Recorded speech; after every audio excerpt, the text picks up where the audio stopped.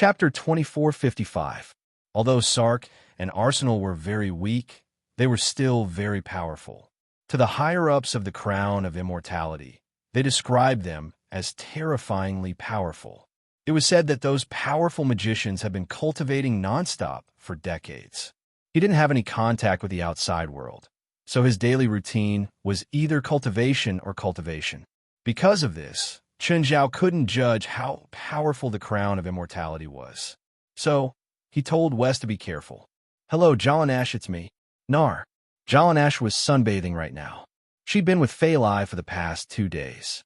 However, the past 2 days had been calm and peaceful. Nothing had happened.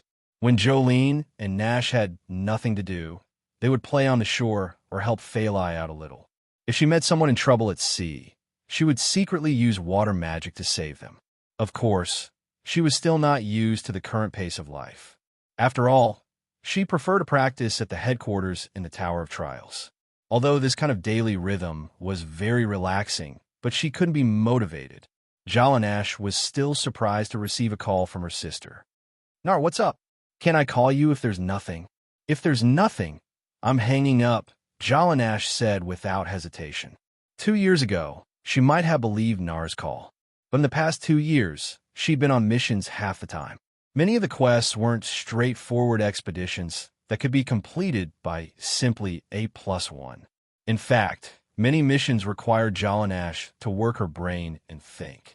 As time went by, Jalanash gained more experience.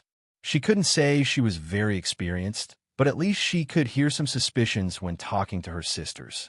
No, I'll tell you," Nar said quickly, sounding a bit depressed. "Tell me what's up." Nar and Jalanash were sisters from the same clan. When they were young, they were like 2 big devils in the clan. Basically, wherever he talked about it, the chickens would fly and the eggs would be broken. So they were naturally close. But they hadn't contacted each other in the past 2 years. It wasn't because they weren't close. It was because Nar had become the focus of the clan and had been cultivating in seclusion.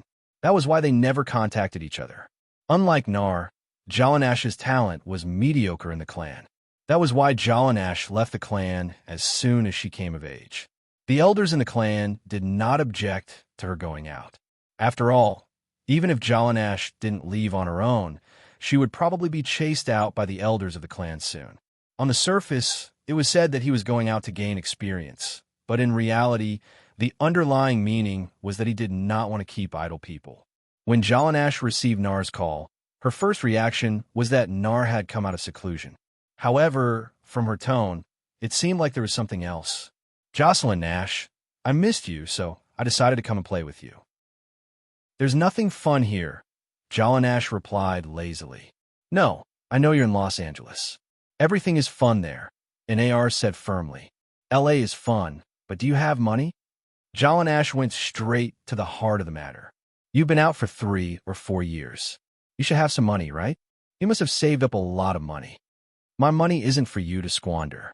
Jalanash had been planning her own house recently. She had saved up quite a bit in the last 6 months. She saved at least half of her salary every month.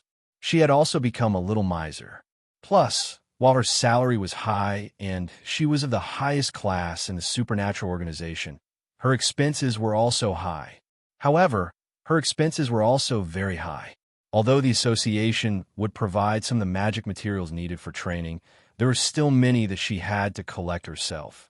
Moreover, as her strength increased, the expenses she needed to spend would also increase. Nar was the opposite of her because his family was much better than Jalanash's. That was why she had no concept of money since she was young. Did Uncle Owens come too? The Uncle Owens that Jalanash mentioned was Nar's father. "No, I don't want to talk about him." "You fought with Uncle Owens?" "I ran away from home. If he doesn't take me in, then I'll really be homeless." Jalanash couldn't help but worry. She wasn't worried that Nar would really be homeless. She was worried that there was no one around her. Who knew what she would do? "Nar, where are you now?" "Guess." Suddenly, Jalanash felt a familiar magic wave around her. Jalanash bounced up from the beach chair and looked behind her. "Hi, Jalanash." Jalanash finally found Nar. Nar was much shorter than Jalanash. She looked less than 160 centimeters. She looked like an underage girl with a baby face. In fact, she was the same age as Jalanash. She just had a different birthday. Nar, how did you know I was here? Jalanash looked at Nar, who was bouncing over. Because we're sisters. We can communicate telepathically, Nar said proudly. Jalanash didn't believe her. You know detection spells? Jalanash asked, looking surprised. Because all of her race practiced elemental magic. It wasn't that there were no other types of magic, but they were at least very rare. On the other hand, detection magic was a more advanced type of magic. She doubted that Nar would learn this kind of magic. Or would her race let her waste time on other types of magic? No, guess again. I can't. Jalanash wasn't interested in guessing anymore. I've activated the bloodline, Nar said proudly. Nar said proudly, now, as long as I want to, I can find the location of everyone who has the blood of our race flowing in their veins. Huh, you've really activated it? Does our race really have such an ability? Jalanash knew about it. It was called kindred inheritance in the race, but she doubted if such an ability really existed. In fact, it wasn't just her. Most people in the race doubted if such an ability really existed. Yes, I'm the only person in the past 300 years who has awakened the kindred inheritance ability. Oh, that's nothing to be proud of. After all, this ability can increase one's strength. Who said it can't? My magic power is more than 10 times stronger than before. It's easier for me to communicate with the elements. I only need half of my magic power to release a spell of the same level. Oh, that's not bad. Not bad. In your words, it's not bad? Nar said loudly. I'm at least in the top 10 in the race. My dad said that I can become the most powerful elemental mage in the race in 10 years. Chapter 2456. Jalanash wasn't the little girl from 10 years ago who would argue with Nar endlessly. She only laughed at Nar's arrogance. Nor did Nar continue to discuss the issue with Jolene and Nash. Is there a shopping street here? Yes, it's over there. I'm not talking about the ordinary ones. I'm talking about the high-end ones. If you want to go to Beverly Hills, I can find you a guide. Come with me and pay for me, Wang Yao said. Jalanash rolled her eyes. I'm on a mission. Mission? Now? You? Nar looked at Jalanash, who was only wearing a swimsuit, shorts, and a sun hat. Was she on a mission? What mission are you on? Protect her, Jalanash said. It's okay. It's okay to go away for a while. I can just reject this mission. Am I not as important as a mission? Nar shook Jalanash's hand. Jalanash glanced at Nar. She was considering if she should tell her the truth. In Jalanash's heart, this childhood playmate was indeed a good sister. But she had to give up the mission just to shop with her. This was definitely impossible. If you stay in Los Angeles long enough, after I complete this mission, I can apply for a few days off to play with you in Los Angeles or the surrounding cities for a few days, but I can't just give up my current mission. Jalanash, you don't love me anymore. Nar hugged Jalanash, acting like a spoiled child. Don't do that. I need to focus on the mission. Fine. Who's your client? Not my client. My boss's wife. Is she a spiritualist? No, she's a regular person. So troublesome. How about I kill your boss and you'll be free? This joke isn't funny at all. Jalanash knew that Nar was joking, but she couldn't laugh at all. If Chun Zhao heard this, he would probably die. If Chun Zhao heard this, he'd slap Nar onto the wall. Although he hadn't seen Nar for a few years, her personality was still the same as a few years ago. Perhaps the days of closed-door training were too harsh. As a result, after Nar came to Los Angeles, he became even more self-indulgent. In AR, don't casually use magic in Los Angeles, especially on ordinary people. It's very dangerous here. What kind of danger is there in this magical desert? Nar said indifferently. If you continue to have this kind of attitude, then I can only tie you up and throw you into the clan. All right. Nar had compromised, but she didn't believe that Jalanash could kidnap her. She was just worried that if she pissed off Jolene Nash, she wouldn't be able to play with her. However, she was still stubborn and unruly in her bones. But Jalanash still arranged for Nar to go shopping. Nall said that he only wanted to go to Beverly Hills, but when he went to this ordinary commercial street, he still couldn't help but linger. After all, even if this was just an ordinary commercial street, it was still much more lively than the clan's gathering place. However, Nair had spent more than $2,000 in one afternoon, which still made Jallanash's heart ache. Even if she went shopping in Beverly Hills, she might not even spend $2,000 in a day. When Nair came back, she was already carrying more than 20 shopping bags. Women had a natural obsession with shopping. Jallanash, look at what I bought. Look at this pair of earrings. It's only $50. It's so worth it. Jallanash looked at the exquisite box that Nair took out. It was a pair of silver earrings. Most of the time, such silver jewelry wouldn't cost more than $20. This made Jallanash feel that she had to send her home as soon as possible. Just then, Phalai walked over. Phalai had already changed back into her own clothes. Jallanash, is she your friend? Phalai, are you off work? Jallanash looked at Phalai and then at Nair. She's my sister, Nair. She just left home. This pair of earrings is so beautiful. Which store did you buy it from? At this moment, Phalai displayed her high EQ. You think it's beautiful too, don't you? Nair immediately liked Phalai. She felt that her beauty sense had been recognized. To her, this was the greatest affirmation. Of course, it's very beautiful. How about we go shopping? I want a pair of earrings too. Jallanash wasn't stupid. Phalai's attitude clearly showed that she wanted to build a good relationship with Nair. Otherwise, why would she want to buy such jewelry? Phalai wasn't allowed to wear jewelry during work hours. Moreover, her jewelry was basically all high-end goods. Even if she went to events with Chun Zhao, she would only wear jewelry that cost tens of thousands of dollars or more. Phalai and Nair looked like mother and daughter. It wasn't because of their age or appearance difference. It was because of the difference in their intelligence. Because she was shopping, Phalai missed dinner time. However, Phalai had already called Chun Zhao. The three girls had a lot of fun outside. Then, Jallanash sent Phalai to her house and took Nair back to her place. Wow, Jallanash, is this your house? What did you buy it? It's so beautiful. I rented it, not bought it. Jallanash rolled her eyes. Such a luxurious house must be very expensive, right? Jallanash covered her face. I'll prepare daily necessities for you. When they were at Mingwe Villa, Nair had also made a big fuss as if he hadn't seen the world. Now that he saw his house, he also made a big fuss. Nair, your house is so many times bigger than mine. Do you have to be like this? I don't want to talk about that rundown house. I feel like I'm moldy after living there for so long. Actually, Nair's house was far from rundown. It was a manor that wasn't inferior to Mingwe Villa. Of course, Nair's main criticism was that the style couldn't keep up with the times. Most of the decorations were designed and built in the early 19th century. Girls like Nair, of course, preferred modern-style interior decorations. Jallanash was similar. Perhaps influenced by Chun Zhao's two manors, Jallanash's taste was more modern.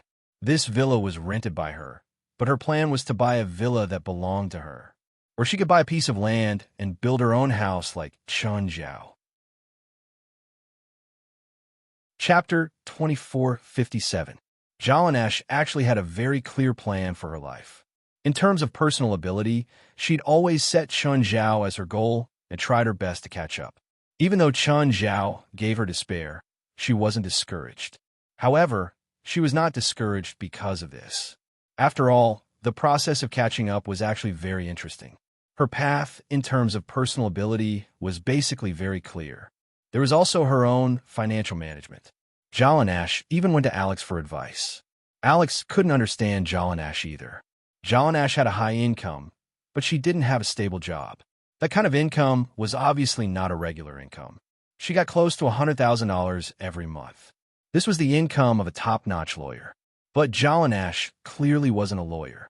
Alex even suspected that Jallanash was a high-class prostitute. But when she remembered that Chun Zhao had introduced her, she dispelled the thought. Alex drew up a property plan for Jallanash. However, Jallanash's loan was a bit troublesome. She had a high income, but she didn't have any proof of work. To the bank's appraiser, such people were probably involved in some illegal activities and could lose their income at any time. But this was a small problem. Chun Zhao was happy to lend Jallanash the money. You can stay here for the time being, but I have a rule. You can't use magic in my house. No magic at all. Okay, got it. Hey, Chun, I've finished using your Mirror Lake Manor. I've also cleaned up the set. The crew has all left. Okay, Chun Zhao said. If you need me again, let me know in advance. Where are you now? I'll return the key to you. James borrowed Chun Zhao's house for 2 days. In fact, the filming took less than a day, but the construction and dismantling of the set, as well as the cleaning of the house, took more time. As for the key Chun Zhao had given him, he couldn't use it at all, because Chun Zhao had given him the authority of the butler system. He could move around the manor without any obstruction. Even if he wanted to go to Chun Zhao's wine cellar, he couldn't stop him. James had entered the wine cellar.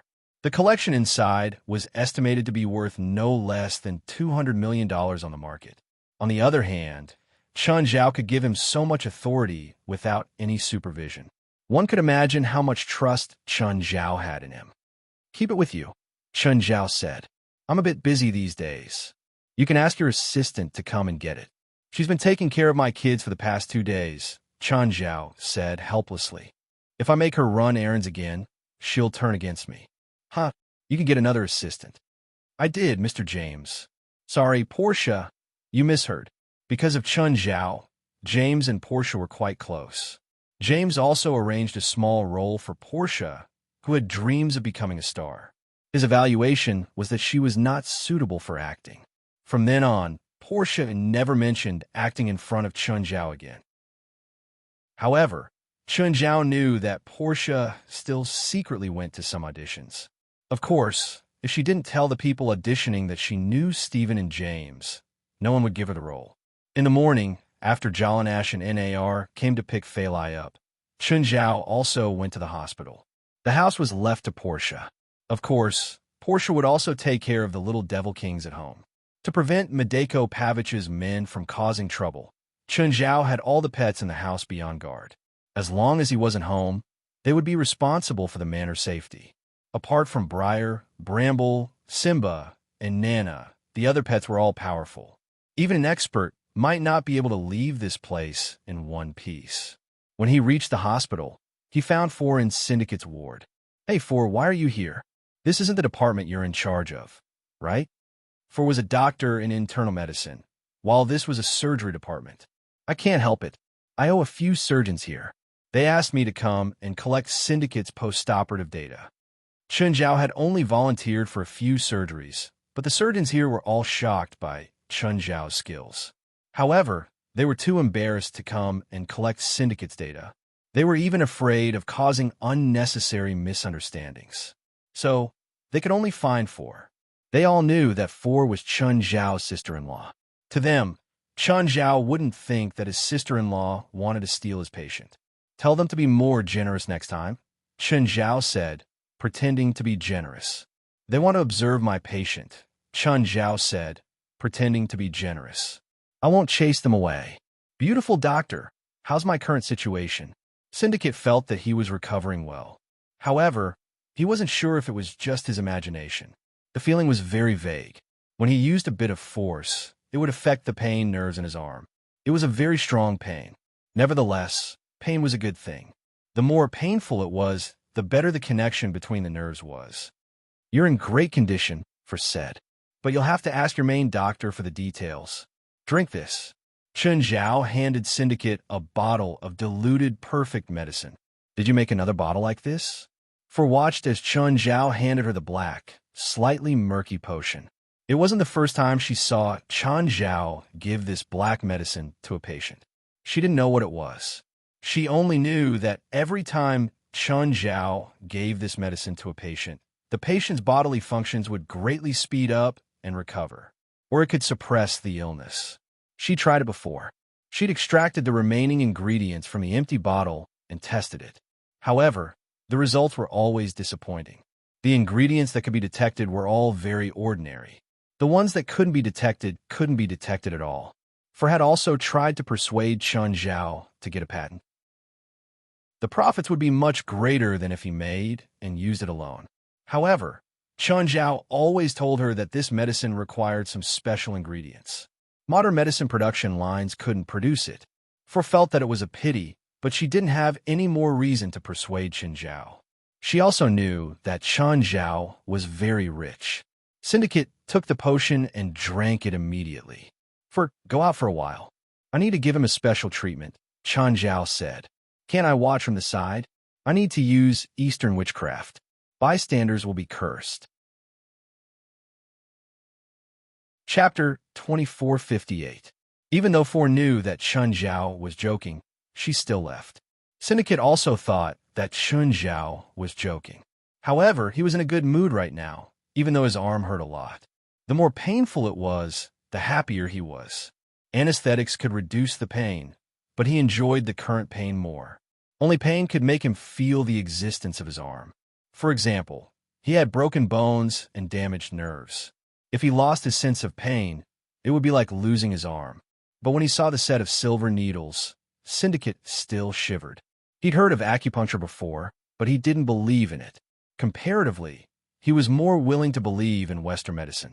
But Chen Zhao wasn't discussing it with him. Soon, Syndicate's arm was filled with silver needles. Each needle contained a sliver of life force. At first, Syndicate resisted, but as the life force seeped into Syndicate's arm, he felt the pain in his arm gradually disappear. It was replaced by a strange feeling of comfort. It was a very special feeling. Chen Zhao moved quickly. After all the life force of a needle flowed into Syndicate's arm, he immediately took out another needle. After replacing hundreds of needles for Syndicate, Chen Zhao finally stopped. Then he put the needles away one by one. After finishing, Chen Zhao started applying medicine to Xian's wound. Syndicate didn't feel any pain anymore. His fingers seemed to have recovered their usual nimbleness. Mr. Chen, when will my injuries heal? Syndicate finally stopped doubting Chen Zhao's abilities. 2 days, Chen Zhao said. Hearing Chen Zhao's answer, Syndicate felt strange. On one hand, he felt that his injuries were almost healed. On the other hand, he doubted whether 4 or 5 days could really help him recover. Chen Zhao already had a plan for Syndicate's treatment and recovery. The most troublesome part of the surgery was already done, so the next step was recovery treatment. On the other hand, recovery healing was dispensable. If he wasn't in a hurry, Syndicate could completely recover in a month, even if he stopped treatment now. But Chen Zhao clearly didn't want to wait a month. That was why he used life force to treat Syndicate. In other words, I can see my daughter in 2 days, right? Yes, but she's currently isolated in a sterile ward. Other than specialized nurses, no one else is allowed to enter the sterile ward. Hinga's daughter is different from Hinga. Although Syndicate's injuries were severe, they weren't fatal. His daughter, on the other hand, had a heart transplant. On top of that, she was still young, her body was weak, and her resistance was much weaker than that of an adult. Therefore, they couldn't let outsiders enter the ward at this time. I understand. Although Syndicate was grateful for Chen Zhao's treatment, he said, "Thank you, Mr. Chen." However, he went to the market more because Chen Zhao had helped his daughter. There's no need. I'm only helping your daughter because you're worth investing in. Mr. Chen, don't worry. I won't lose to Tiger again. I won't lose to anyone. Even if you recover, you're still no match for Tiger. I was careless that day. Chen Zhao shook his head. He had seen the video that the paparazzi had taken that day. Tiger's power was clearly beyond the norm. He had strengthened Tiger before. However, he was at most 5 times stronger than other people. He was far from being able to send Syndicate flying with one punch. After all, Syndicate was also a boxer. He wasn't famous, but his abilities and techniques were at the level of a top boxer. How could Tiger do that? He could kill Syndicate in one move. Syndicate's face reddened. He wasn't convinced. However, he couldn't prove that he was indeed KO'd by Tiger that day. Since you don't believe me, why did you save me? It's not easy to find someone who can keep up with Tiger in terms of technique and foundation in such a short time, especially someone who can be controlled by me and is willing to be controlled by me, Chen Zhao said without hiding it. You're weaker than him. There's no doubt about that. Syndicate wasn't convinced, but he didn't want to argue with Chen Zhao now. Right now, Chen Zhao could even be said to be his bread and butter. Arguing with Chen Zhao might not bring him any good results. Of course, I have my own plan. Bach, how's it going? Is it done? Tiger had been feeling uneasy these few days. The pressure Chun Zhao gave him was too great. Don't worry. My boss has already taken over. He's very good at this. There's nothing he can't solve. But it's been so many days. Why hasn't there been any news? Maybe to my boss, this is an insignificant thing. Even if it's done, you won't tell us. Bach was very confident in Mediko Pavich. This confidence was built up through Mediko Pavich's ruthless methods time and time again. It seemed that no one could fight against him. It didn't matter if they were businessmen, celebrities, or gangsters. He even seemed to have ways to deal with people in politics. Tiger didn't know Mediko Pavich, so he wasn't as confident as Bach. Then help me ask. Tiger was both hopeful and worried. Okay, I really don't know what to do with you. Bach picked up his phone and called Madik Pavich. Hello, Mr. Madik. This is Bach. Tiger has been nagging me. Although I've been telling him that there's no problem that can't be solved by you, Tiger is still worried. So, he asked me to call you and ask if there's any progress on that matter. I haven't gotten any news yet, but my best subordinate is in charge of this. I'll let you know when I get an answer. Okay, thank you, Mr. Mediko. After hanging up, Bach pursed his lips. He just promised Tiger so confidently. But in the blink of an eye, he'd been slapped in the face. Mediko Pavich still hadn't made any progress. Bach glanced at the eager Tiger. Things are going well. You'll get good news soon.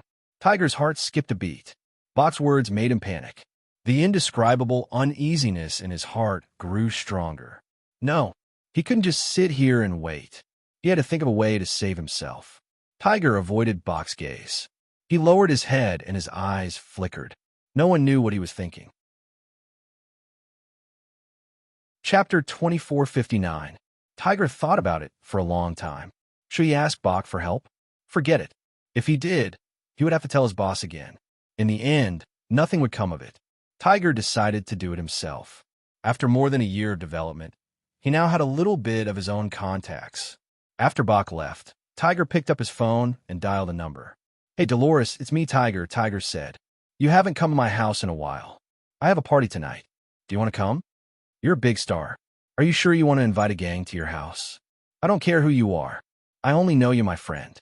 Huh. It's exactly because we're friends that I can't go, Dolores said brightly. But you can come to my bar anytime. Don't worry. There won't be any paparazzi here. Tiger went with the flow and said to Dolores, as long as you don't mind me giving you trouble. Huh. I'm more than willing to have a big star at my bar. Then I'll go tonight. Don't you have a party tonight? You're the only important guest. If you don't come, there's no need for the party. Dolores wasn't overjoyed. Instead, he realized that Tiger didn't really want to invite him to the party. He had something to ask of him. Dolores's lips curled into a smile. Of course, he had no reason to reject Tiger's request. After nightfall, Tiger drove his luxurious car to Dolores's bar. Dolores's bar was on Mingo Avenue. Mingo Avenue was the place people didn't want to talk about the most in L.A.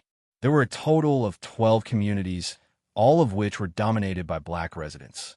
Although Americans shouted for equality and freedom every year, this society was still based on white supremacy. People of other skin colors were mostly at the bottom here, especially Americans. Most of the other races here were still at the bottom. It was because of poverty, the chaotic environment, and the generally low education level that they had fewer choices. If the social status, population, and education of black people were switched with white people might not necessarily be good people. If the social status, population, and education of black people were to be swapped with that of white people might not necessarily be good people. Mingo Avenue was also the area with the most gangs and the most active illegal activities in the entire Los Angeles. All the gangsters here were mainly black. Even the wild boar King Morgary, known as the underground king of Los Angeles, could not extend his tentacles into this area. This was because this place repelled foreign powers, or it could be said that it repelled the powers of other skin colors. This was not the rejection of a single gang, but the rejection of hundreds of thousands of black people. No matter how powerful Morgary was, it was impossible for him to fight against hundreds of thousands of black people. It was like if a foreigner went to China and found a place to say that he wanted to be the boss here, he would either get rolled eyes or handcuffs. Of course, the gang's influence on Minge Avenue was only limited to Minge Avenue. They were fighting here, fighting for territory, and the people they harmed were also the residents of Mingo Avenue. It was like an ecological chain. The residents here rejected foreign forces, including foreign investments. Then they formed local gangs. The local gangs poisoned the local residents. The local residents did not have enough jobs and education, so they could only become members of the local gangs. This was a vicious cycle, but it was also a cycle with no solution. Dolores was the leader of a local gang. Tiger also walked out a neighborhood on Mingo Avenue. There were very few gangsters like him who could walk out of the slums and become successful in their careers. But as a former member of this place, Tiger would never be able to escape his background. Therefore, when he contacted the local gangs, it was only natural for him to do so. After Tiger's car entered Mingo Avenue, he did not need to worry about the paparazzi following him.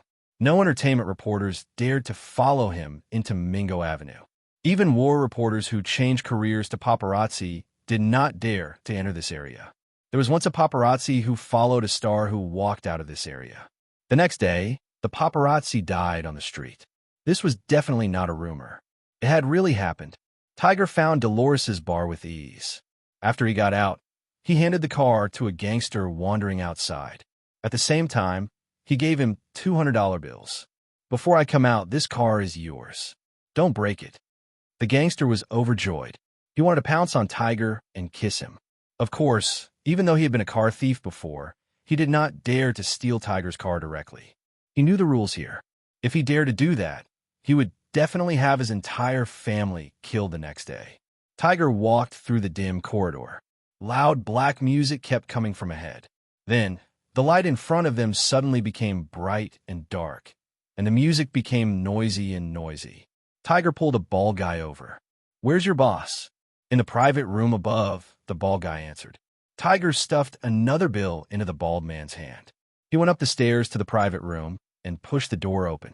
Under the dim light of the private room, a black man and 3 women were doing something indescribable.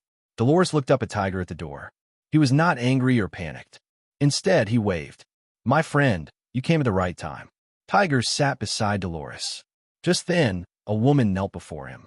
Dolores pushed a glass of wine to Tiger. "Here, have a drink." Tiger raised the glass and drank. Under the stimulation of the alcohol, he felt even happier. Phew! Tiger and Dolores began toasting each other. Both of them were enjoying the pleasure of the wine and the women. After 3 rounds, Dolores got to the main topic. "Tiger, did you run into some trouble recently?" Tiger did not answer Dolores's question. He continued drinking. Dolores patted the woman's cheek. "Baby, you guys go out first. I'll talk to Tiger." The women in the room obediently left. Before they left, they even blew Tiger a kiss. "Tiger, don't worry. Nothing you say here will be heard outside." Tiger's eyes flashed. After a brief hesitation, he finally said, "Dolores, I need your help." A smile appeared on Dolores's face. A big fish had taken a bait. Chapter 2460. We're brothers. Just tell me if you need anything. Tiger gulped down another mouthful of alcohol. He drunk quite a bit, but his mind was still clear. Dolores's power wasn't small, but compared to Chen Zhao's, it was still not enough. Tiger didn't want to face Chen Zhao's anger directly, so he decided to change his target. "Dolores, you know the recent news, right? It's about me." "Of course." Dolores patted Tiger. "What? Is Syndicate still looking for trouble with you? I'll go kill him." "It's not that simple." Tiger shook his head. "As long as he's dead, there won't be any trouble." "It's not that simple. Syndicate has a big shot protecting him." "Then I'll kill him too," Dolores said nonchalantly. "I'll just send a few more people." Tiger was shocked. "Please don't. Let Dolores send people to kill Chen Zhao. If it was that simple, he wouldn't have to worry." Fox boss, Madeko Pavich, had gone to deal with Chen Zhao's family, but there was still no result. What good would Dolores get if he went? "Why? Do you think I can't beat that big shot?" "Dolores, you don't have to offend him. Whether you can beat him or not, it'll be a big problem. Dolores thought about it. Indeed, Tiger's enemy definitely wasn't a gang on Mingo Avenue. His power would be greatly weakened after leaving Mingo Avenue, so he wouldn't be so unrestrained. If he offended a gang leader outside, it would indeed bring him a lot of trouble. He might not be afraid, but just as Tiger said, if it turned into a gang war, it would attract the government's attention. That would be really big trouble. Then what do you think we should do? Think of a way to kidnap Syndicate's daughter and use her to threaten him so that he'll give up on fighting me. There won't be a large-scale battle, Tiger said. Dolores thought for a while and nodded. Okay, when we do it, don't be too flashy. It'll be troublesome if the media notices, Tiger said. He wasn't afraid of the media's attention. He was afraid of Chun Zhao's attention. Chun Zhao used Syndicate to show him his attitude. To Chun Zhao, Xinjia was a chess piece. Tiger's ultimate goal was to make Syndicate give up on revenge. As long as Syndicate was willing to give up on this idea, Chun Zhao would have no more pawns to use. But Chun Zhao didn't seem to want to do it himself. As long as he didn't make a move himself, he still had a chance. But if Chun Zhao found out that he had sent people to kidnap Syndicate's daughter, in that case, Chun Zhao might change his mind. Tiger's plan was to do as little as possible to make Chun Zhao give up on his original plan. If he apologized on his own, Chun Zhao might let bygones be bygones. Tiger clearly didn't know Chun Zhao's personality well enough to have such an idea. Mr. Hampson, is there any progress? Madiko Pavich dialed Hampson's number. This time, Hampson's operation wasn't as clean as usual. Mr. Mayak, we seem to be in trouble. I sent 3 teams, one to deal with the target, and the other 2 to deal with the target's woman and child. The team dealing with the target's daughter and child discovered traces of a spiritualist beside them, so they haven't made a move yet. As for the team directly dealing with the target, I sent the most outstanding members of the younger generation, Shaq and Arsene Wenger, but the 2 of them have gone missing. I suspect that they've met with misfortune. Mr. Madiko, Hampson said coldly. You didn't say that we're dealing with spiritualists. I thought we were dealing with regular people. What? That Chinese guy is also in the same field? Madiko Pavich's expression changed. He didn't expect it either. He thought that the guy was rich. He didn't expect that the guy was also a spiritualist. Are there many spiritualists in the world? Not many, Hampson said. Very few. How strong is the guy? How strong can he be in this barren land of magic? Hampson sneered. He's from the East, but if he had some ability, he wouldn't have come to this magic desert. So you're saying that he's nothing? I'm just surprised. It's not too much trouble for me, Hampson said. Hampson said, it's just calling back the younger generation and exchanging a few of the third generation. Then let's move quickly, Madek Pavich urged. But those third-generation people are too proud, Hampson said, troubled. I'm afraid they won't be willing to do it. Madiko Pavich was a bit unhappy. Wasn't he just asking for more benefits? If we can solve this, I'll add another 20%. Huh, Mr. Madiko, that's not what I mean. I really want the third-generation people to go, but they're really hard to control. Mr. Hampson, I know it's not easy for you, so I've decided to increase the funding by 50%. Thank you, Mr. Madiko. I'll try my best to convince them.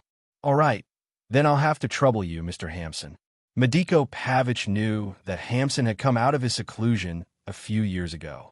He was no longer as naive as he had been in the beginning. Moreover, he was no longer as helpless as he had been in the beginning. It was no longer possible for him to force them to be his dogs with just a few pieces of meat. It seemed that he had to find an opportunity to change the leader of a mortal crown. Of course, he still had a use for him at the moment, so Madeko hid his thoughts in his heart. After hanging up, Hampson's face immediately turned gloomy. Madeko Pavich was already dissatisfied with his constant demands.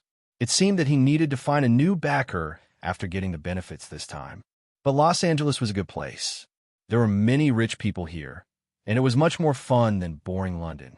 The most important thing was that the supernatural world here was too weak. It was not like England at all. When they left their seclusion, they were targeted. No matter what they did, they were suppressed by the rules. Even the establishment of a mortal crown had to be registered first. But Los Angeles did not have that feeling at all. No one came to talk to them about the rules here. Hampson felt that this was the most suitable place for Immortal Crown to develop. It seemed that he needed to recruit everyone here. Chapter 2461. Manor, go and bring this person back. Uncle Hampson, this man is our main target in Los Angeles, right? Didn't you ask Shaq and Arsen to take care of this? Manuel was Hampson's nephew and could be considered Hampson's trusted aide. Manuel's parents had passed away a long time ago. Hampson had raised Manuel himself. Moreover, even his magic was taught by Hampson step by step. There was a small accident.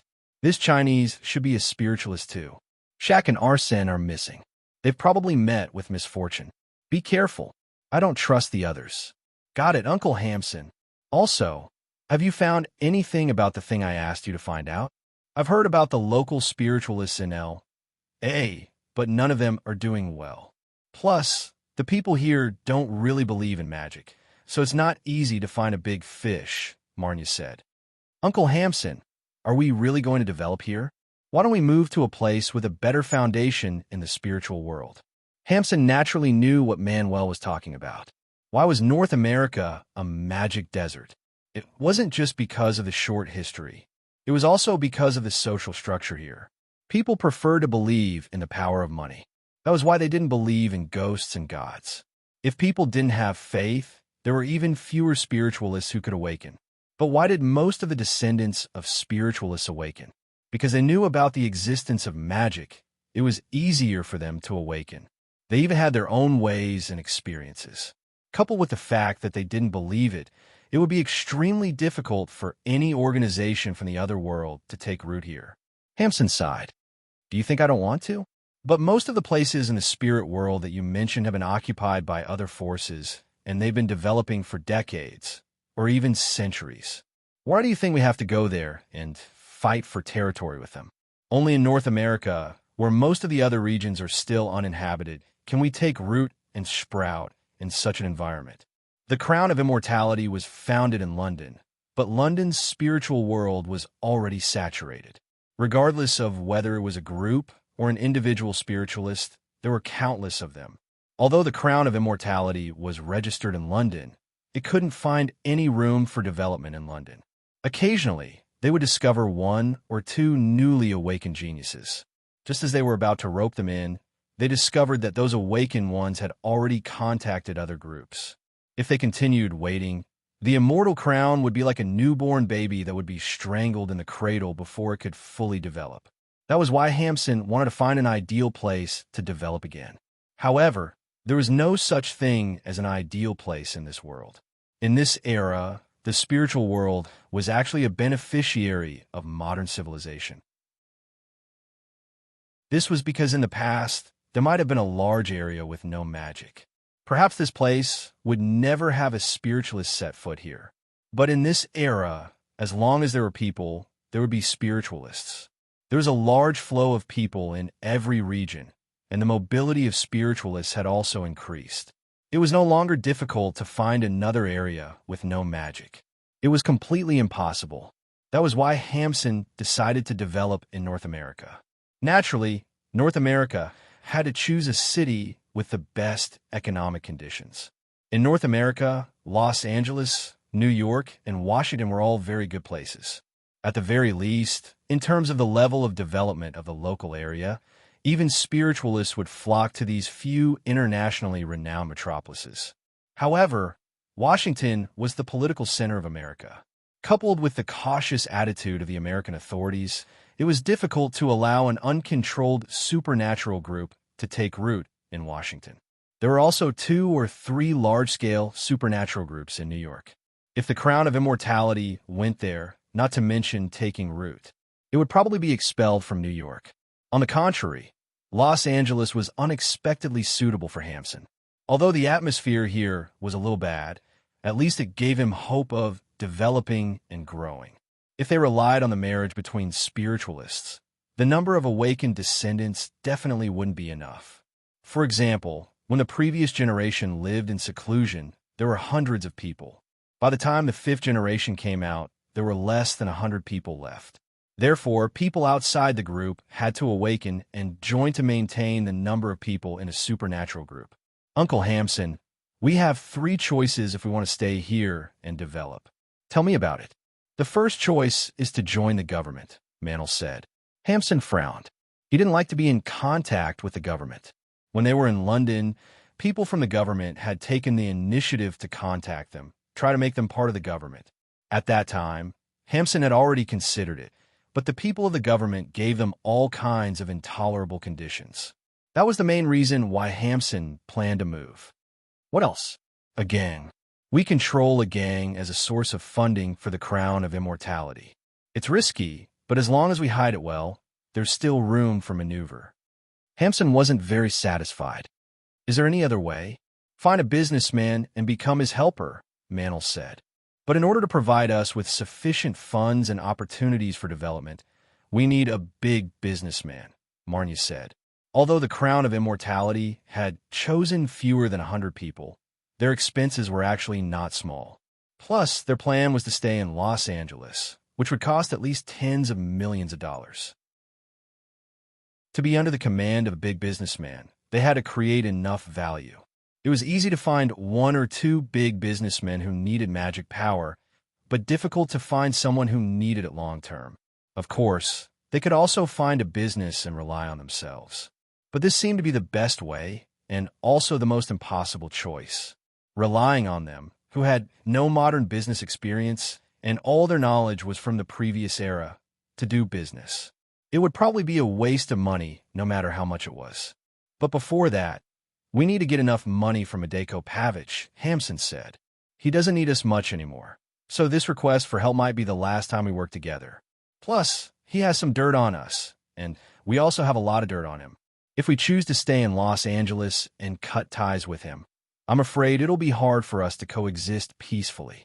So, instead of waiting for us to turn against him in the future, it's better to make him lose the chance to make a move as soon as possible.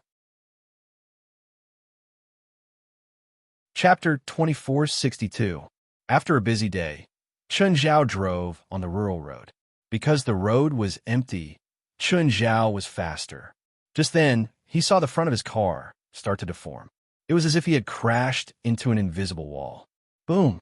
The car was traveling at a speed of more than 100 kilometers per hour. The moment he crashed, the car was smashed into pieces. Chun Zhao could feel the moment he crashed into it.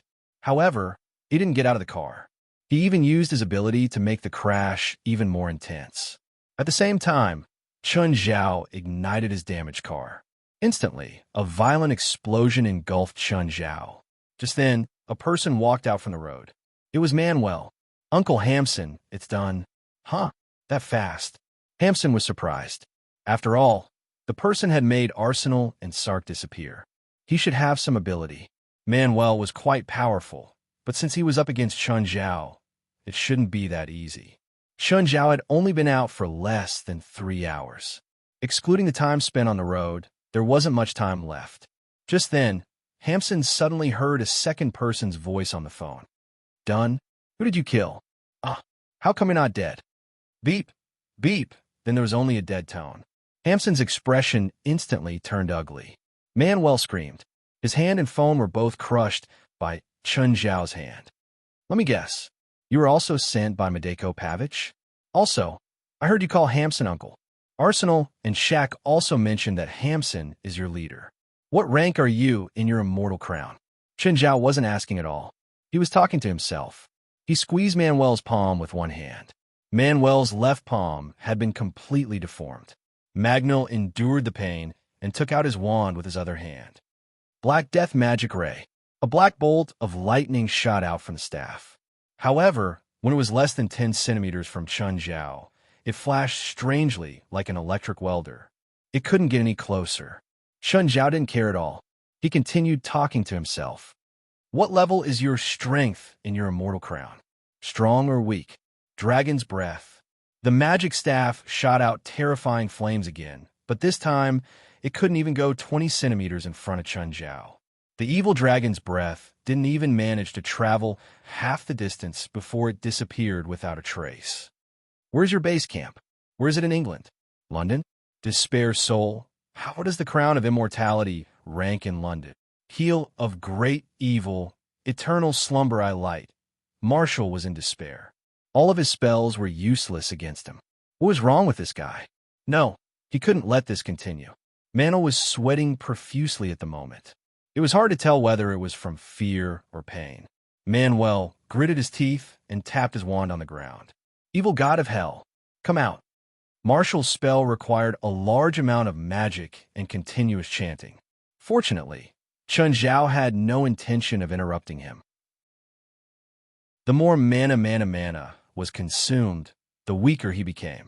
However, the magic array on the ground had already taken shape. A terrifyingly large arm pierced through the magic array.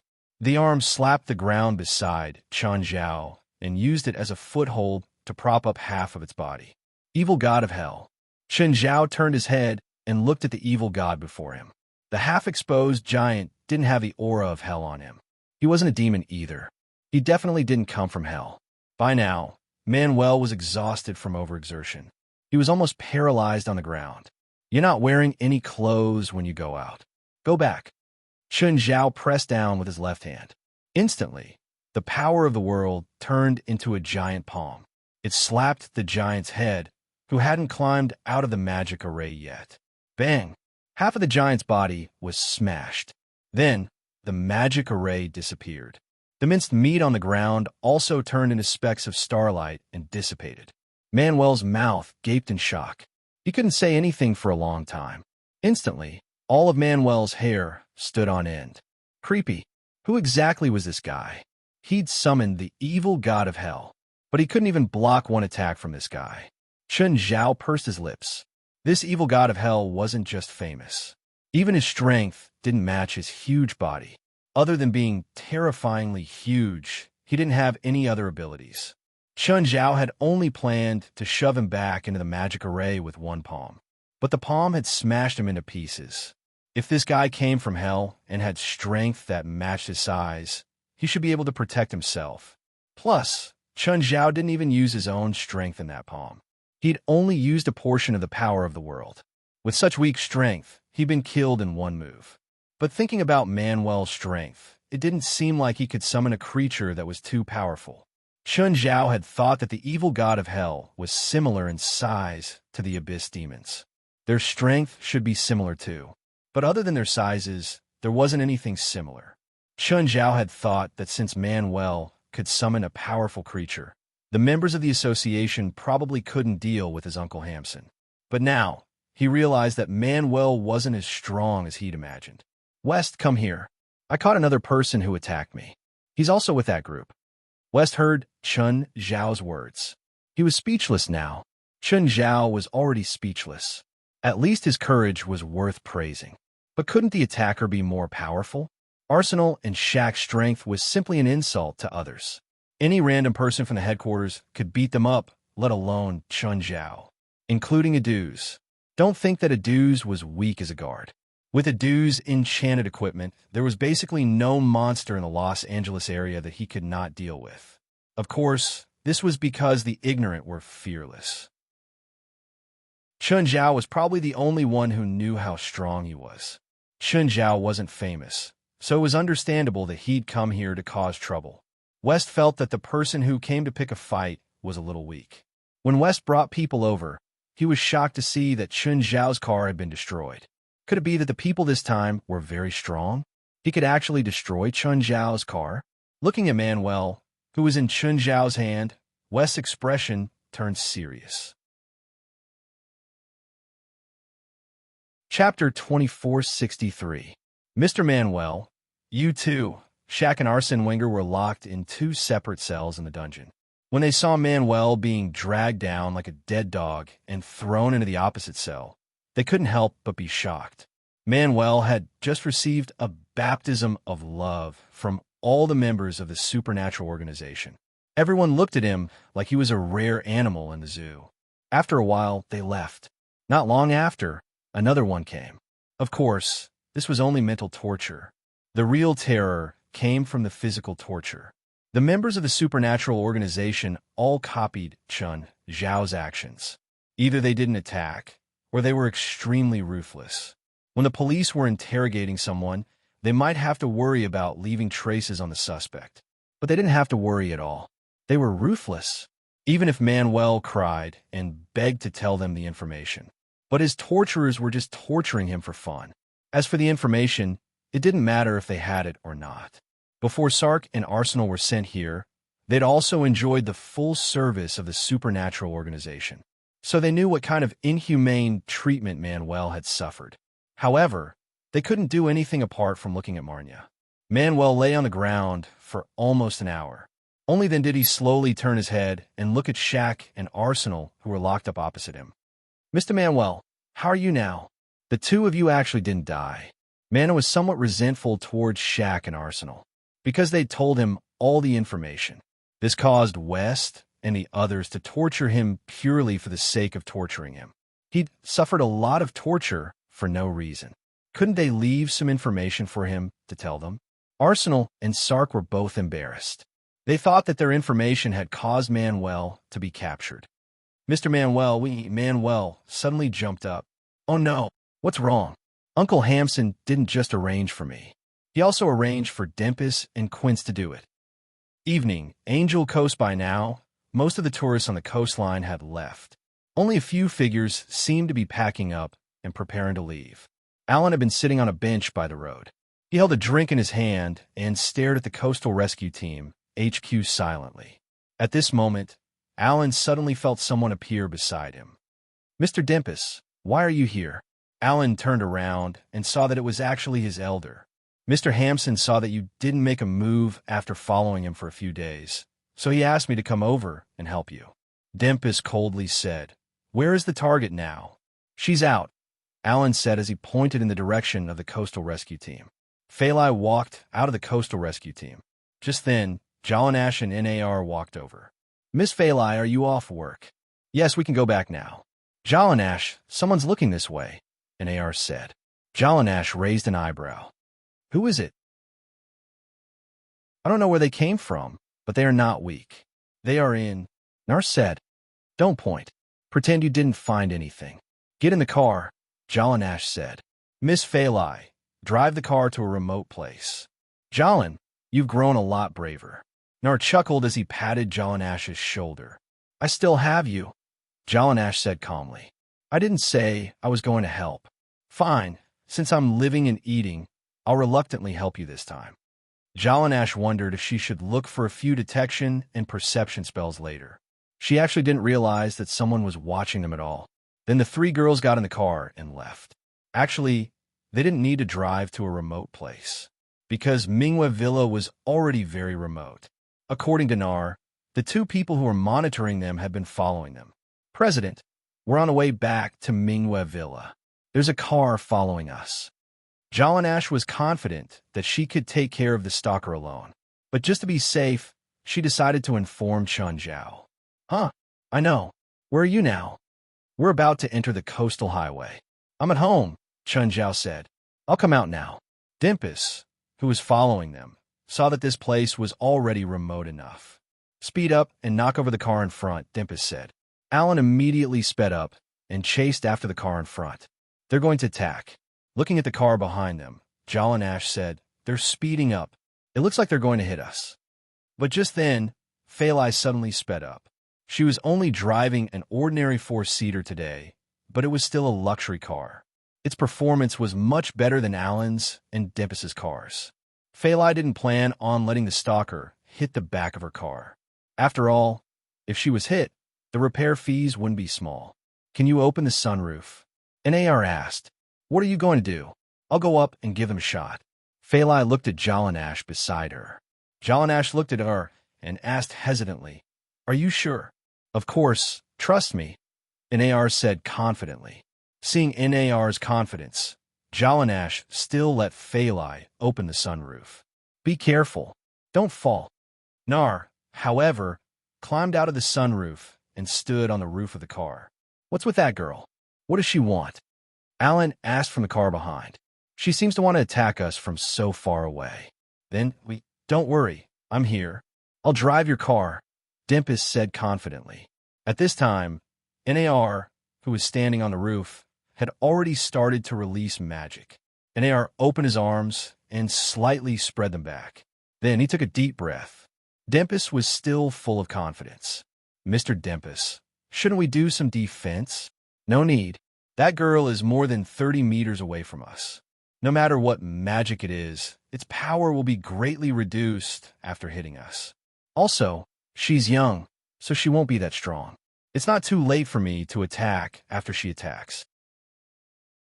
If we attack rashly now, we might make a mistake," Dempus said calmly. At this moment, Nar suddenly shouted and swung his arm forward. "Storm's breath." An elementalist? Dempus raised his eyebrows. But the lethality of wind magic is too small. But just as Dempus finished speaking, the car he and Alan were in suddenly bounced up. At high speed, the car suddenly rolled over.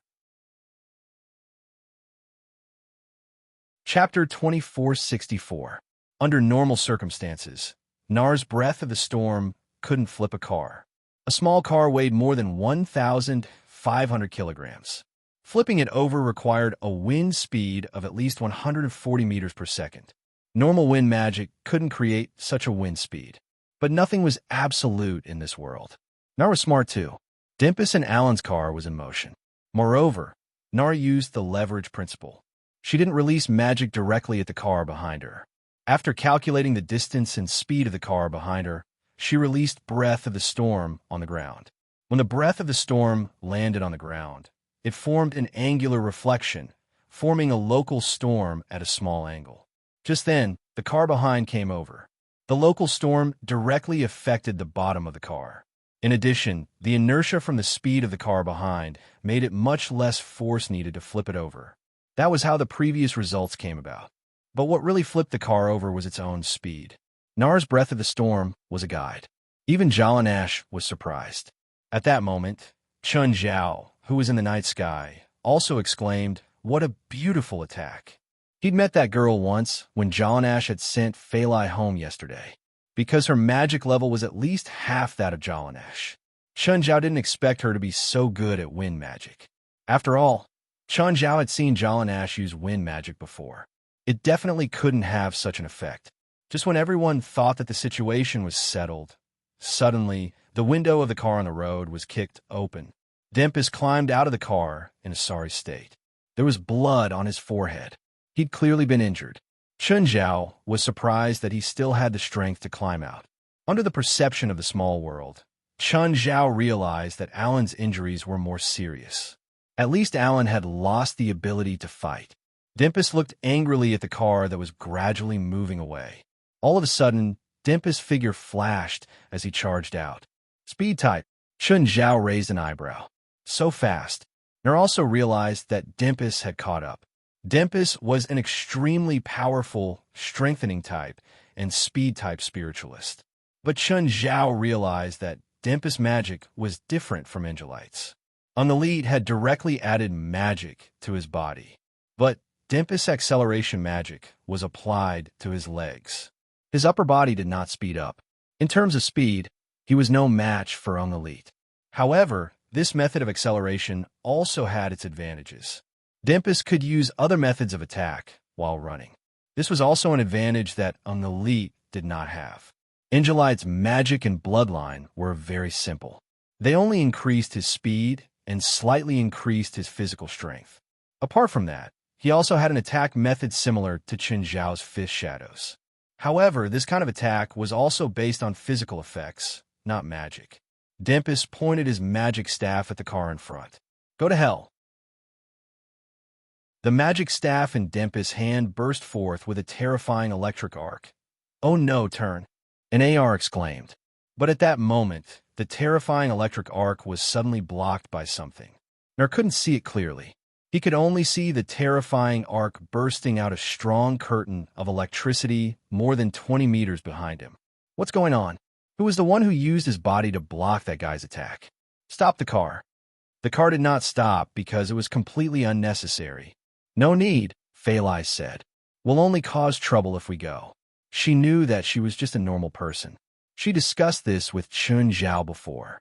When both of them were in danger, should she stay and face it together with Chun Zhao? In the end, The result was that if she stayed, Chun Zhao's chances of winning would be lower. Facing it together wasn't the best result. When there was a chance to leave the danger zone, Fei Lai should find a chance to escape first. "This is our president's private territory," Jalanash said matter-of-factly. "Do you think someone can attack Miss Fei Lai here? Was it your president who attacked us?" Nar asked. "Aren't we going to help your president? The guy who attacked us is really strong." "No need. Chun can solve the problem," Fei Lai said confidently. She didn't know how strong Chun Zhao was either. However, he was definitely stronger than the enemy who attacked them. The people of the supernatural organization had said more than once that Chun Zhao was one of the strongest humans in the world. Other than a nuclear attack, they couldn't think of any way to kill Chun Zhao. Of course, Dempus didn't know. Even if he did, he wouldn't believe it. However, his fearlessness and ignorance didn't change the result. With the obvious difference in power, he couldn't change the result no matter what he did. After 2 magic attacks didn't work, he immediately planned to escape. But his speed enhancement spell couldn't surpass Chun Zhao's speed. Chun Zhao easily blocked Dempus' escape route again. When Fei Lai drove the car into the underground garage, Chun Zhao was already in the living room. The 3 girls came to the living room and saw Chun Zhao sitting with his legs crossed. "President, is it done? Chun, where is he? Did you kill him?" "No, I sent him back to the headquarters." "Is your HQ nearby? You're so fast?" Nar looked at Chun Zhao in surprise. She'd only met Chun Zhao once. Yesterday, after sending Fei Lai back with Jalanash, they'd had dinner here. However, Chun Zhao was like a sloppy man at home. He didn't have the dignity of a superior or the pride of a strong person. She thought that she was strong. However, the power that Dempus had displayed just now was hard for her to handle. She didn't expect Chun Zhao to finish the battle in less than 10 minutes. He'd also returned home first. "Are you a speed enhancer?" Sort of, Chun Zhao said. "Speed is one of my strengths. You're not a pure speed type." "No, my magic system is more complicated." Chun Zhao stood up. "Let's eat dinner together." Nar realized that Chun Zhao's dinner was even more sumptuous than last night. "There's so much food. Can we finish it with just a few of us? I just fought. I need to replenish my energy." Fei Lai rolled her eyes at Chun Zhao. Chun Zhao ate so much every day. Just then, Helis brought the kids out of the elevator. Helis clapped her hands. "Go wash your hands and eat." "Yes, Sister Helis." Helis sat beside Jalanash. She didn't treat herself as an outsider here. "Did you wash your hands?" Chun Zhao glanced at Helis. Chapter 2465.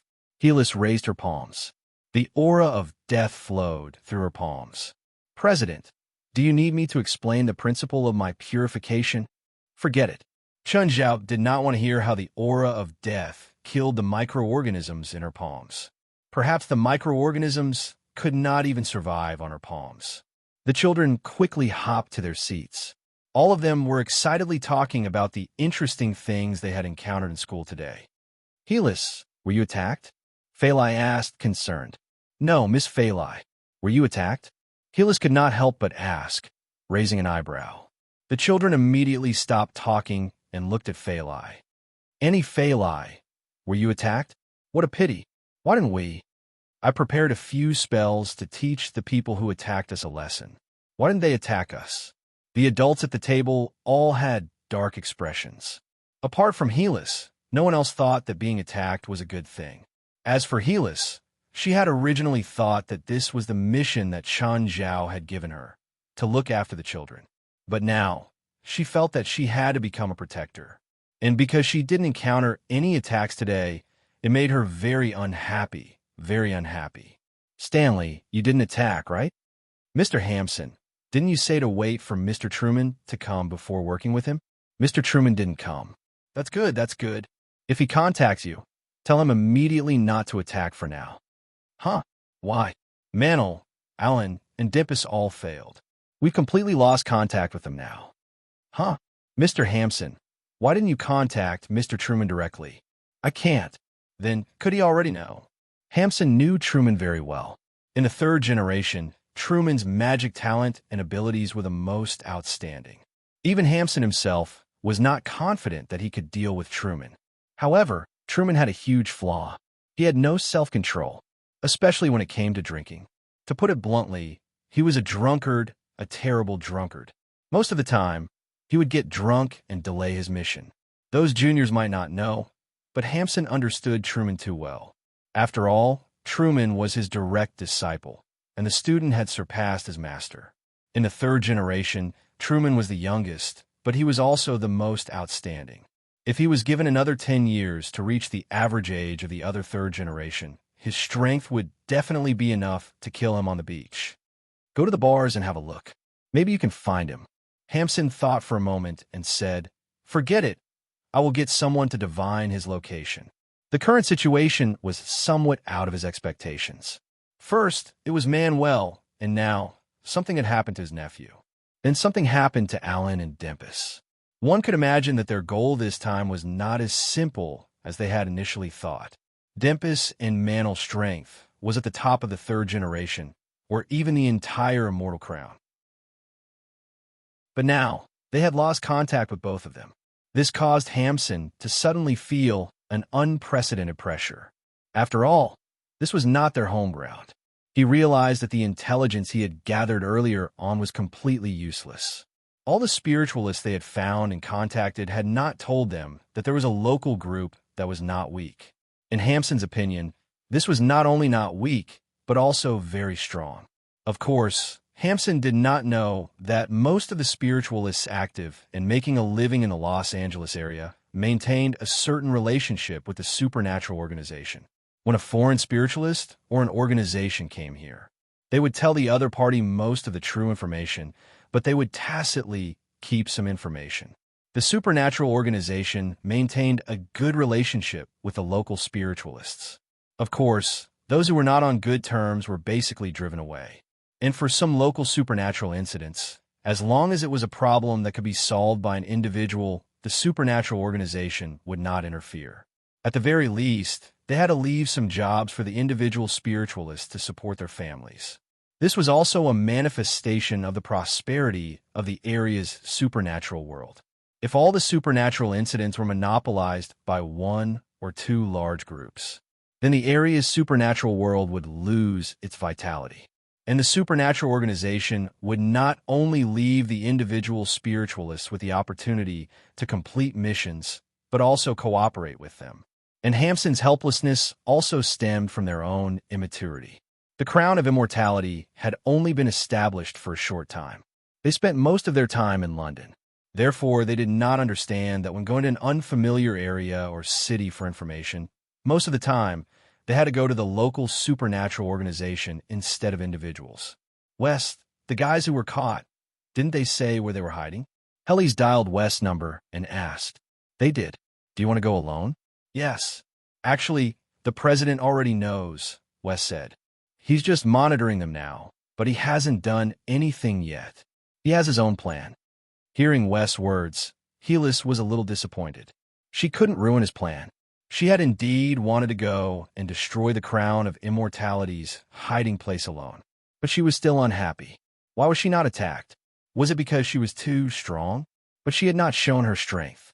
Plus, she hid her aura much better than Jalanash. Jalanash and Nash had been attacked, but why was she not?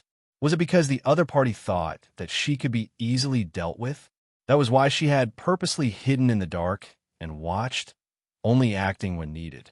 Help me tell the president that I want to be the main force when we attack the English. Okay, I'll tell him. West did not mind. Based on the information from the captives, he knew that the crown of immortality's people in Los Angeles were not weak. After all, they were an organization from Europe. However, they were at the bottom in Europe, while the supernatural organization was the strongest supernatural organization in North America. This was almost equivalent to a third-tier European football club going up against a first-tier Chinese football club. Of course, some of the people in the supernatural organization had already reached the level of a top spiritualist. In soccer, it was impossible for one person to fight against an entire team, but it was possible in the supernatural world. Nine Heaven's Divine Emperor. Chapter 2466. Mr. Chun, I think I still need to rest. I don't think I've fully recovered yet. Syndicate had thought that he'd already recovered when he was hospitalized. However, the moment he stepped out of the hospital, he felt a dull pain in his arms again. Chun Zhao glanced at Syndicate. If you're not ready, I'll transfer your daughter to a regular ward. If your training doesn't meet my expectations, I'll send your daughter home directly. All right. Sinka immediately agreed. His daughter was his weakness. He couldn't disobey Chun Zhao's request at all. Okay, run from here to Mountain Town. Mountain Town? Where? Do I have to run? I'll send you the GPS. Before I leave, can I see my daughter again? Sure. Chun Zhao nodded. Syndicate walked out of the isolation ward and saw a tall and burly woman. Even the woman who was slightly taller than him was sitting outside the isolation ward with her eyes closed. Syndicate was stunned. The woman before him gave him a very dangerous feeling. She definitely wasn't a nurse here. A nurse wouldn't give him such a creepy feeling. Gaia opened her eyes and glanced at Syndicate indifferently. I'll be responsible for your daughter's safety for now, Gaia said calmly. I'll also be responsible for part of your training. You? Syndicate sounded doubtful. He wasn't doubting Gaia's professionalism, but he didn't think that Gaia had the ability. There was an undeniable difference in physical fitness between men and women. With the same weight, height, and fat content, men's fitness was obviously higher than women's. A dangerous glint suddenly shot out of Gaia's eyes. Syndicate retreated abruptly. In that instant, he felt like he'd been targeted by an extremely dangerous predator. Goosebumps rose all over his body. His limbs also stiffened severely. I can't move. Syndicate suddenly realized that his body was completely frozen. He couldn't move at all. The next moment, a smile appeared on Gaia's face. At the same time, Syndicate's body was no longer restrained. Not bad, Gaia said with a smile, as expected of a professional boxer who's fought in the ring. But at this moment, Syndicate felt an indescribable bitterness. He didn't understand what was wrong with this woman. However, he knew that if they were in the ring, this woman could KO him in an instant, because it was impossible to resist the suffocating pressure in the instant she made her move. Did Mr. Chun send you here? Tiger is half her disciple. Just then, Chun Zhao walked over. Xian Jia was dazed. Tiger was her disciple? But if you want to accept my technical training, please complete his physical training first, Gaia said, pointing at Chun Zhao. Hinga looked at the glass window, the peaceful daughter. Take care of my angel. Thank you. This time, Syndicate finally made up his mind. Xian Jia held the phone and looked at the navigation. Mr. Chun, 55 kilometers from here to Mountain Town. Or did you send me the wrong location? That's right, but I'm a boxer, a heavyweight boxer. It's impossible for me to run that far. No, you can escape. I really can't run. Think about your daughter, and you'll be able to run. Heavyweight boxers don't train like this. I trained Tiger before. Do you think you're better than him now? Xian Jia really wanted to discuss this with Chun Zhao. However, considering that his daughter still needed to rely on Chun Zhao for recovery after surgery. Thus, Xian Jia kept his personal thoughts to himself. Mr. Chun, you want to run too? I'll follow you. Soon, Xian Jia understood why Chun Zhao would follow him. He ran in front, while Chun Zhao drove and enjoyed the scenery along the way. Plus, Chun Zhao was eating ice cream. This, on the other hand, was a form of torture for Syndicate. Do you want one? Chun Zhao drove slowly to the side. It's high-calorie food. It's not healthy. Only if I say it's not healthy, Chun Zhao said matter-of-factly. Because he was the authority, his words were the truth. People needed to be forced. If they didn't, they wouldn't know where their limits were. Xian Jia couldn't believe that he'd actually run 55 kilometers. What did 55 kilometers mean? It was longer than a marathon. However, it would take Sin nearly 13 hours to complete the task. He'd run from morning to 9 at night. He wasn't a marathon runner to begin with. He didn't know how to allocate his stamina at all. In addition, he was twice as heavy as an ordinary long-distance runner. It was a huge test for his stamina and endurance. However, whenever he thought of his daughter, he'd be filled with fighting spirit. It could be said that his daughter was the one who supported him. When he reached his destination, he lay on the grass beside the road, panting. As an athlete, you should know that there is a possibility of cardiac arrest if you suddenly lie down after a strenuous exercise. Fuck, I don't care. I don't even want to move now, Xan Jia cursed.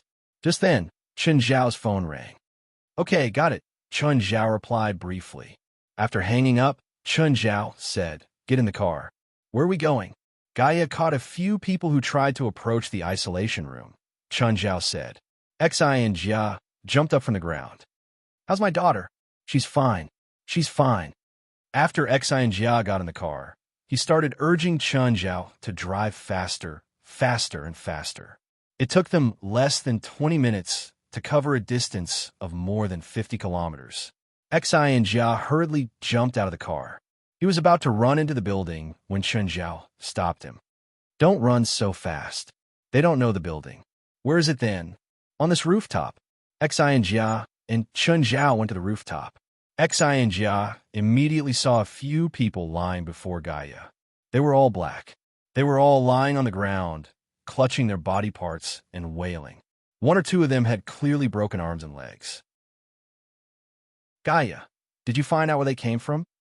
Yeah, I think they were sent by someone called Dolores, Gaia said. Dolores? Who? It should be a gang leader. I'll ask someone. Chen Zhao was about to take out his phone when Xan Jia said with a serious expression, I know who he is. Oh. Chapter 2467. Who's Dolores? Do you know Mingo Avenue? Yes, it's full of gangs, Chen Zhao said. Dolores is the leader of one of the black gangs on Mingo Avenue, Syndicate said with a serious expression. Chen Zhao narrowed his eyes. Look after his daughter, Gaia said. I'll go take a look at Mingo Avenue. Sure. Chen Zhao nodded. Syndicate, come with me. Help me point out their gathering place, Gaia said. Dolores is the leader of a gang. He has 4 gunmen with him all year round. He also has at least 100 underlings at his gathering place. Most of them are armed. I know, Gaia said indifferently. But, Syndicate, you have to understand that they are here to hurt your daughter, not to play with her. Chen Zhao patted Syndicate's shoulder. Are you sure you want to hesitate here? Let's not care about their motives. Since they came once, they can come again. Hearing Chen Zhao's words, he looked at the gangsters on the ground. Forget it, I'll go all out. At worst, I'll just die. Don't worry, Gaia will protect you, Chen Zhao said. I don't need a woman to protect me. Chen Zhao glanced at Gaia and then at Syndicate. That's for the best, Chen Zhao said, smiling. Along the way, Syndicate, who had gradually recovered from his anger, started to worry again. Gaia, shouldn't we get some weapons? I know a gun shop. He has a bunch of weapons that don't need to be registered. Syndicate also came from the slums, so he more or less had some connections with the local gangs. Naturally, he could get in touch with them. No need. Weapons will only get in the way, Gaia said indifferently. Take me to Dolores' headquarters. Syndicate took a deep breath. I know he has a bar nearby, but it's his territory. Most of the people there are his underlings. That's for the best. Syndicate brought Gaia to the entrance of the bar. It's here. Yo, this car is not bad. Before Syndicate and Gaia could get out, 2 gangsters walked over and knocked on the hood of Gaia's car. Gaia did not care about the gangsters standing outside the car door and directly pushed the door open. Pa! The gangster outside was slapped to the ground. Fuck, are you blind? When the other hoodlum saw this, he immediately rushed over. Gaia got out of the car unhurriedly. Looking at the gangster rushing over, he sent him flying with a kick. The hooligan flew 2 meters away and fell to the ground, unable to stand up. He clutched his stomach and rolled on the ground. The first hooligan, who was slammed to the ground by the car door, pulled out his gun and pointed it at Gaia. Bitch, I'm gonna fuck you to death. But before he could fire, Gaia grabbed the gangster's hand that was holding the gun. Let go. Let go. Crack. The delinquent's palm was deformed, and so was the gun in his hand. Syndicate himself was a heavyweight boxer. However, when they saw Gaia's heavy hand, they couldn't help but suck in a breath of cold air. The 2 hooligans had been taught a lesson by Gaia and did not dare to stay any longer. Just you wait. Our boss is Dolores. The two thugs scrambled into the bar. Syndicate knew that Gaia was very powerful. However, he did not think that this was a wise way to deal with the situation. Gaia did not care about what Syndicate thought and swaggered into the bar. Syndicate hesitated for a moment, wondering if he should follow. However, after thinking about it, he decided to go in and take a look. After turning a corner, Syndicate regretted his decision, because he saw that the flashing neon lights in the bar had stopped. The dozens of people in the bar were staring at the entrance, as if waiting for them to walk into a trap. "Boss, it's those two. They were the ones who beat me up at the entrance." The two injured hooligans pointed at Gaia and Syndicate. Gaia looked at the crowd. "Is that Dolores here?" Syndicate gulped and pointed at Dolores in the middle of the crowd. "It's that man." Dolores looked at Gaia. He did not recognize him. However, he did recognize Syndicate. "So it's you." Dolores sneered at Syndicate. "I heard you found a backer. Did you send people to attack my daughter? So what if I did?" Dolores had no intention of covering up his actions. "That's enough." Gaia stepped forward. "All of you, go and break their arms and legs." Dolores saw two hooligans walking toward him. He immediately got into a boxing stance. He easily dodged the two attacks and landed a beautiful punch on the hooligan's chin. The hooligan was knocked out by his punch. Then, he easily dodged the other hooligan's attack and followed up with an uppercut. The hooligan immediately did a backflip. Syndicate realized that he was in a good state. No, it should be said that he was in a surprisingly good state. Syndicate looked up at Gaia to see if she needed his help. However, he felt as if there was something wrong with his eyes. Behind Gaia lay 7 or 8 hooligans. Bang! One of the hooligans who charged toward Gaia was punched in the stomach by Gaia. Then she let go. The hooligan flew back in the crowd and pressed down on 3 or 4 people, making them unable to stand. Syndicate looked at Gaia's figure in shock. He had only taken care of 2 hooligans. He thought that was already the shortest amount of time possible. Even if Gaia was slightly stronger than him, she shouldn't be this fast, right? In less than 10 seconds, 10 hooligans were already lying on the ground. This was equivalent to her taking down every hooligan in less than 2 seconds. At this moment, Syndicate suddenly saw a hooligan pull out a gun. "Watch out!" Just as Syndicate finished speaking, as if she had eyes on the back of her head, Gaia suddenly dodged to the left. Bang! The moment the bullet missed, Gaia pounced on the hooligan who fired the gun like a ferocious tiger. The hooligan still wanted to shoot a second time. However, he no longer had the chance. Gaia single-handedly grabbed the hooligan's arm and twisted it. The hooligan's arm had already become a fried dough twist. "Quick, take out your gun and kill this woman."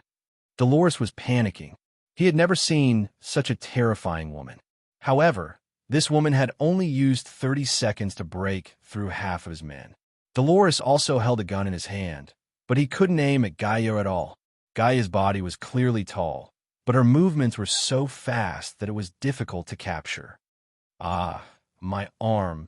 No, Gaia wasn't in a hurry to deal with Dolores. Instead, she dealt with all of his men. Chapter 2468. Syndicate was completely speechless. The first time he saw Gaia, he had been somewhat disdainful, even though Gaia was heavier and taller than him. But he still felt that men had an absolute advantage over women in terms of muscle mass. This was from a physiological point of view. However, Gaia had still used a terrifying pressure to make him feel pressured. But it was just pressure. He still felt that he was stronger than Gaia without it. Now, he finally realized what he and Gaia had sensed. The difference was completely unreasonable.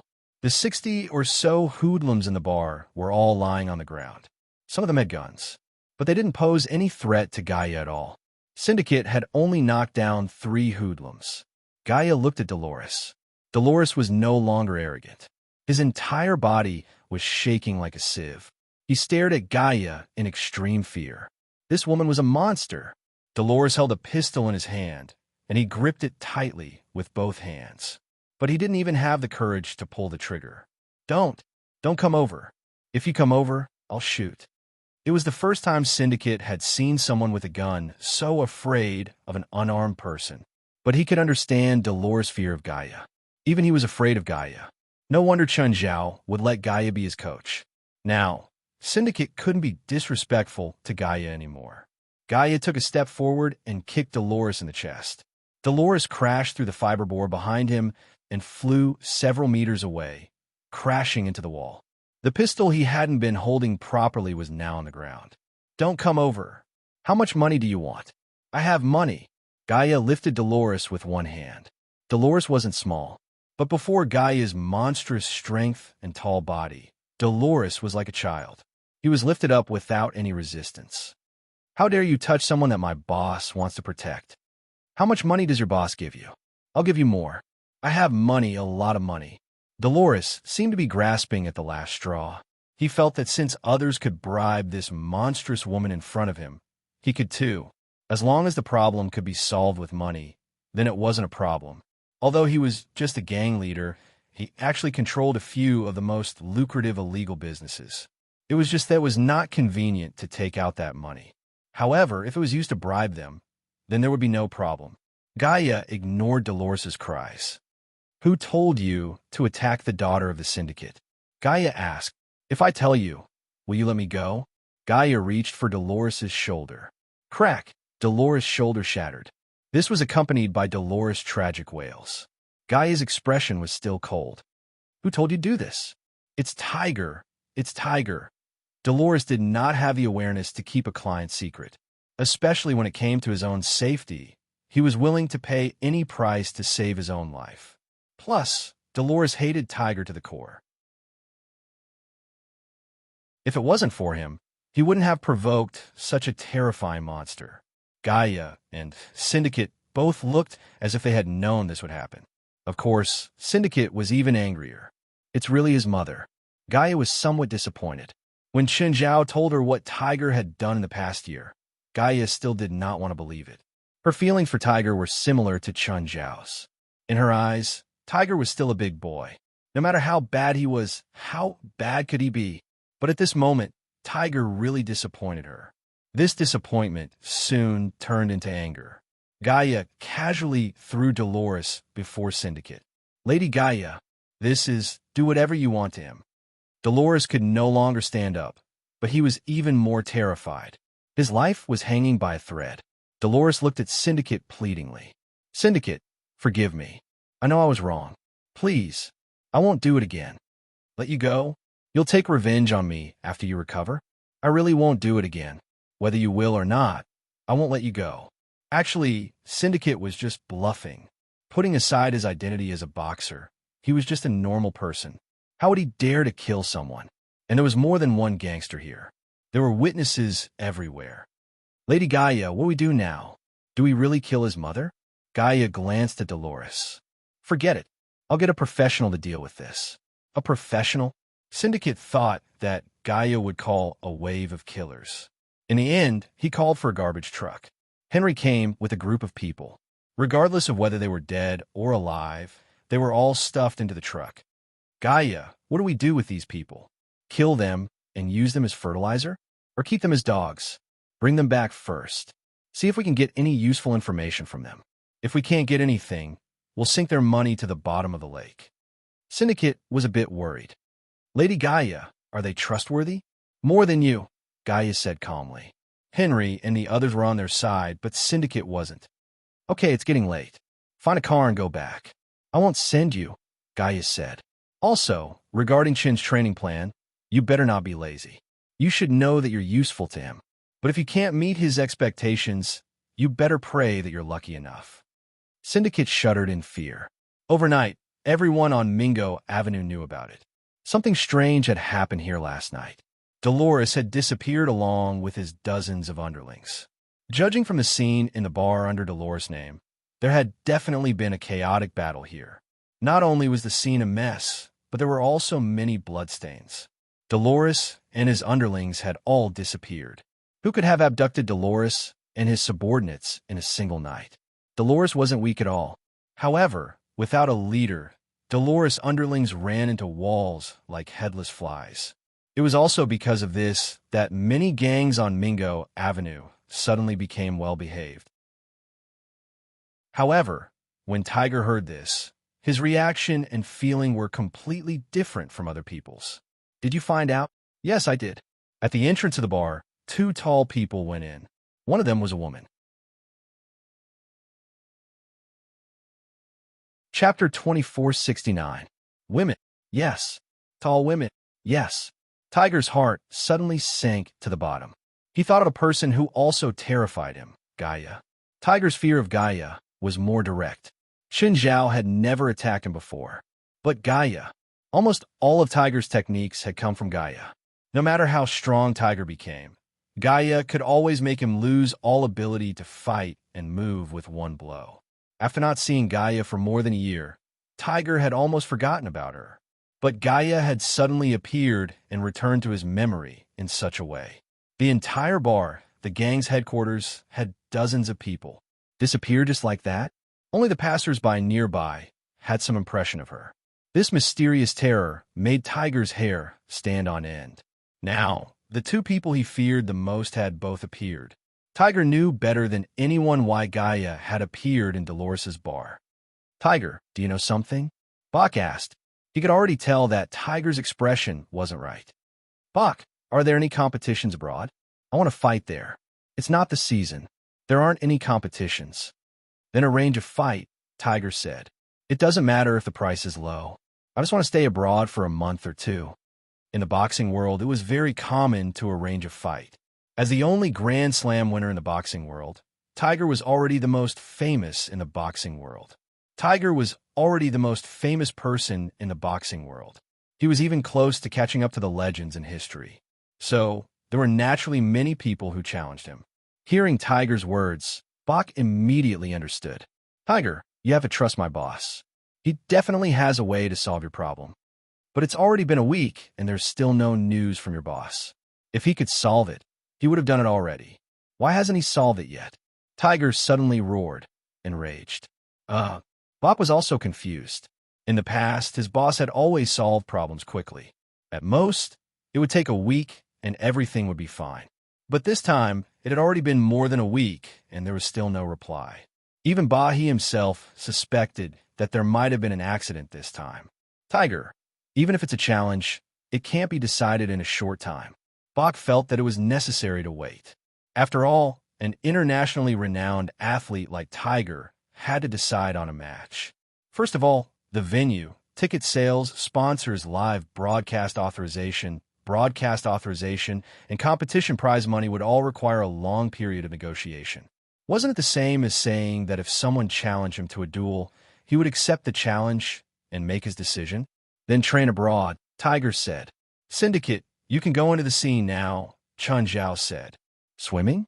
Boxing training has never been like swimming, Xian Jia said. Swimming did have many benefits for the body, such as relieving physical fatigue and relaxing muscle stiffness. But this was precisely not good for boxers. This was because boxers needed to tighten their muscles at all times so that their muscles could explode with power at any time. No boxing coach would allow their trainees to swim. Chun Zhao had taught Tiger before, so he knew this. However, Chun Zhao had already given Syndicate a lot of perfect crystal potions. However, Xianjia's physique was unable to completely absorb the medicinal power of the mixture.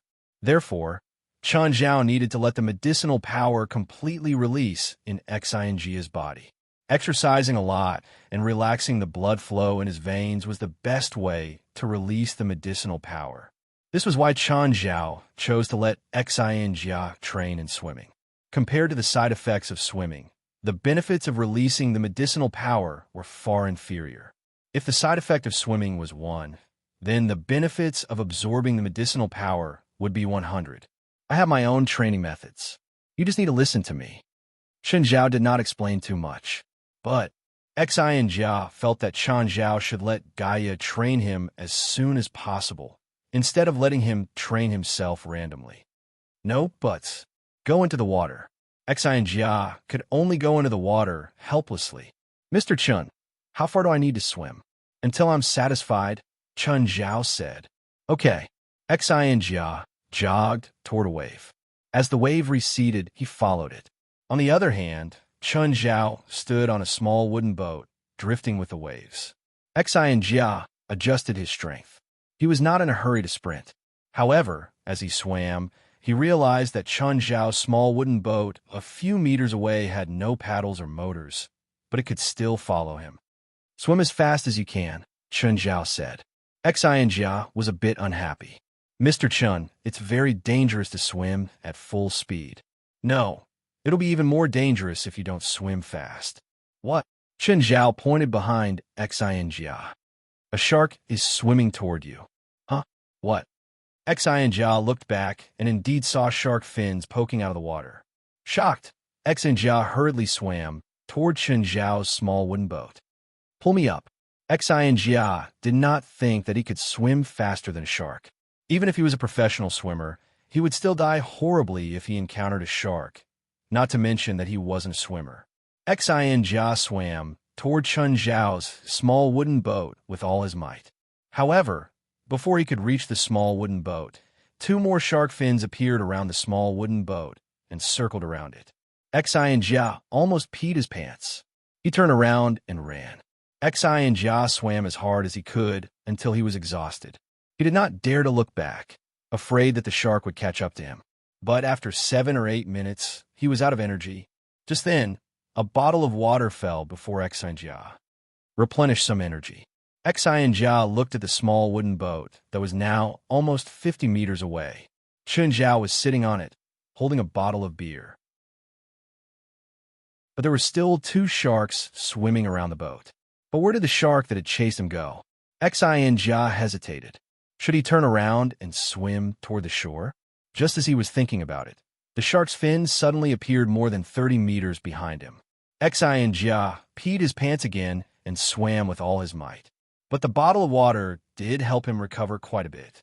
That Astor Shoal really hoped that the shark would knock his small wooden boat over. As Xinjia ran, he cursed Chun Zhao in his heart. After a few more minutes, Xinjia was exhausted.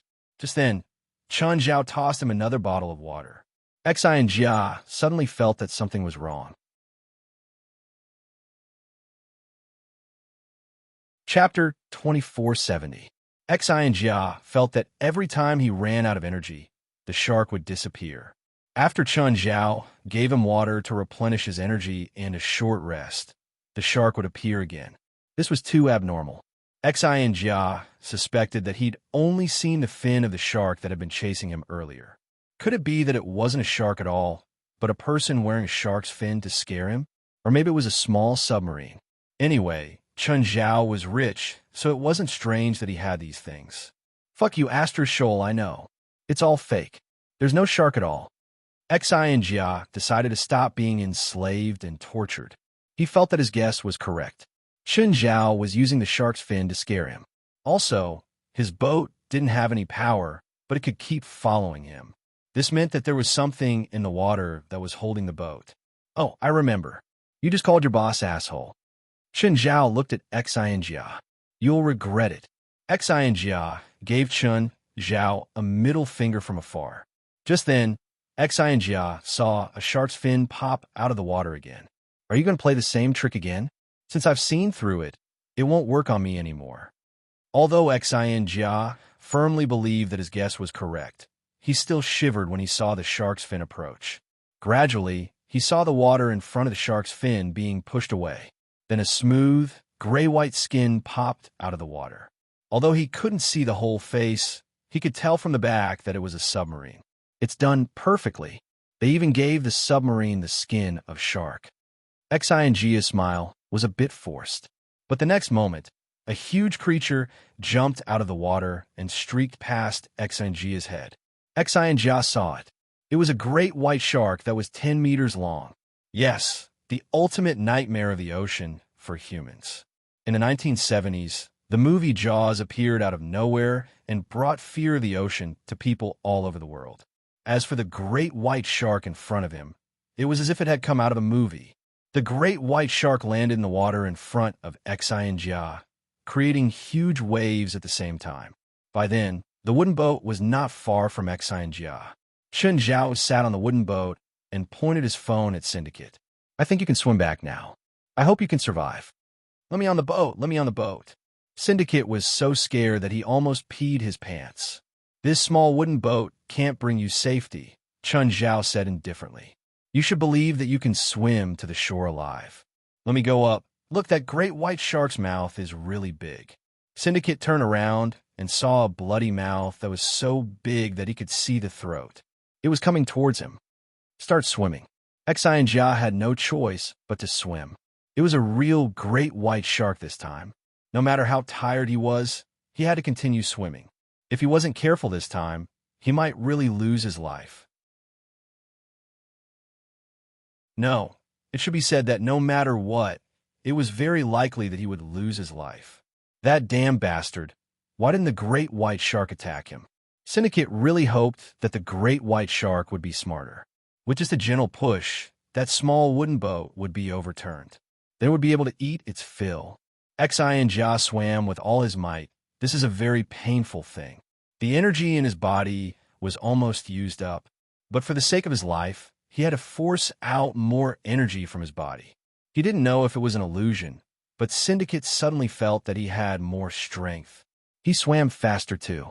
Perhaps it was because he was going with the tide, so he didn't use as much energy as going against the tide. He could already see the coastline ahead. Soon, it was less than 2 kilometers. No, it wasn't even 2 kilometers. As long as the water was less than 10 meters deep, the sharks would leave. They didn't like to be stranded. I'm actually so smart, Syndicate thought to himself.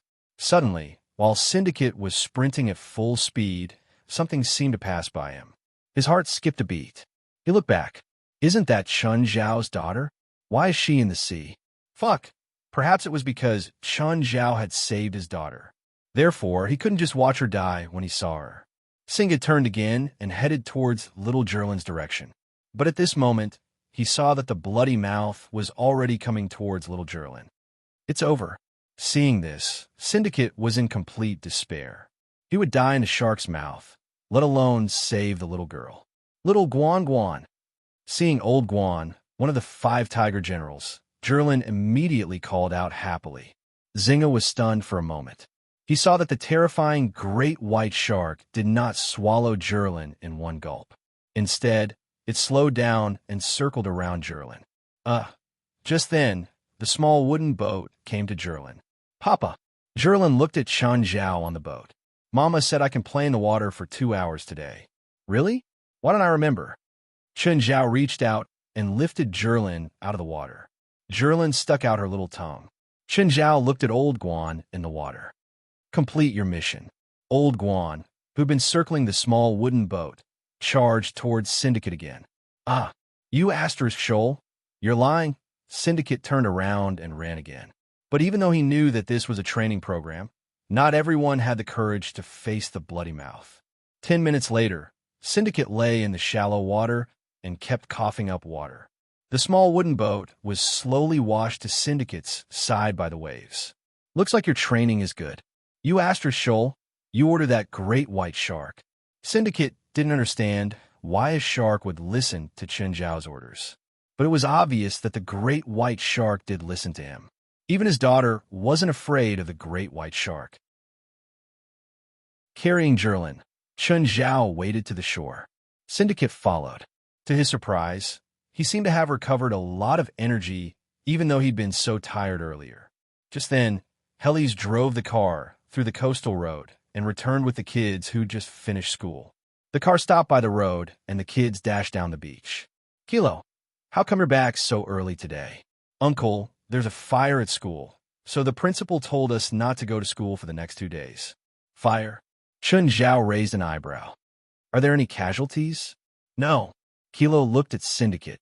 Uncle, what are you doing? Training him. No, I should say investing in him. He looks so weak. Divine King of the 9 heavens.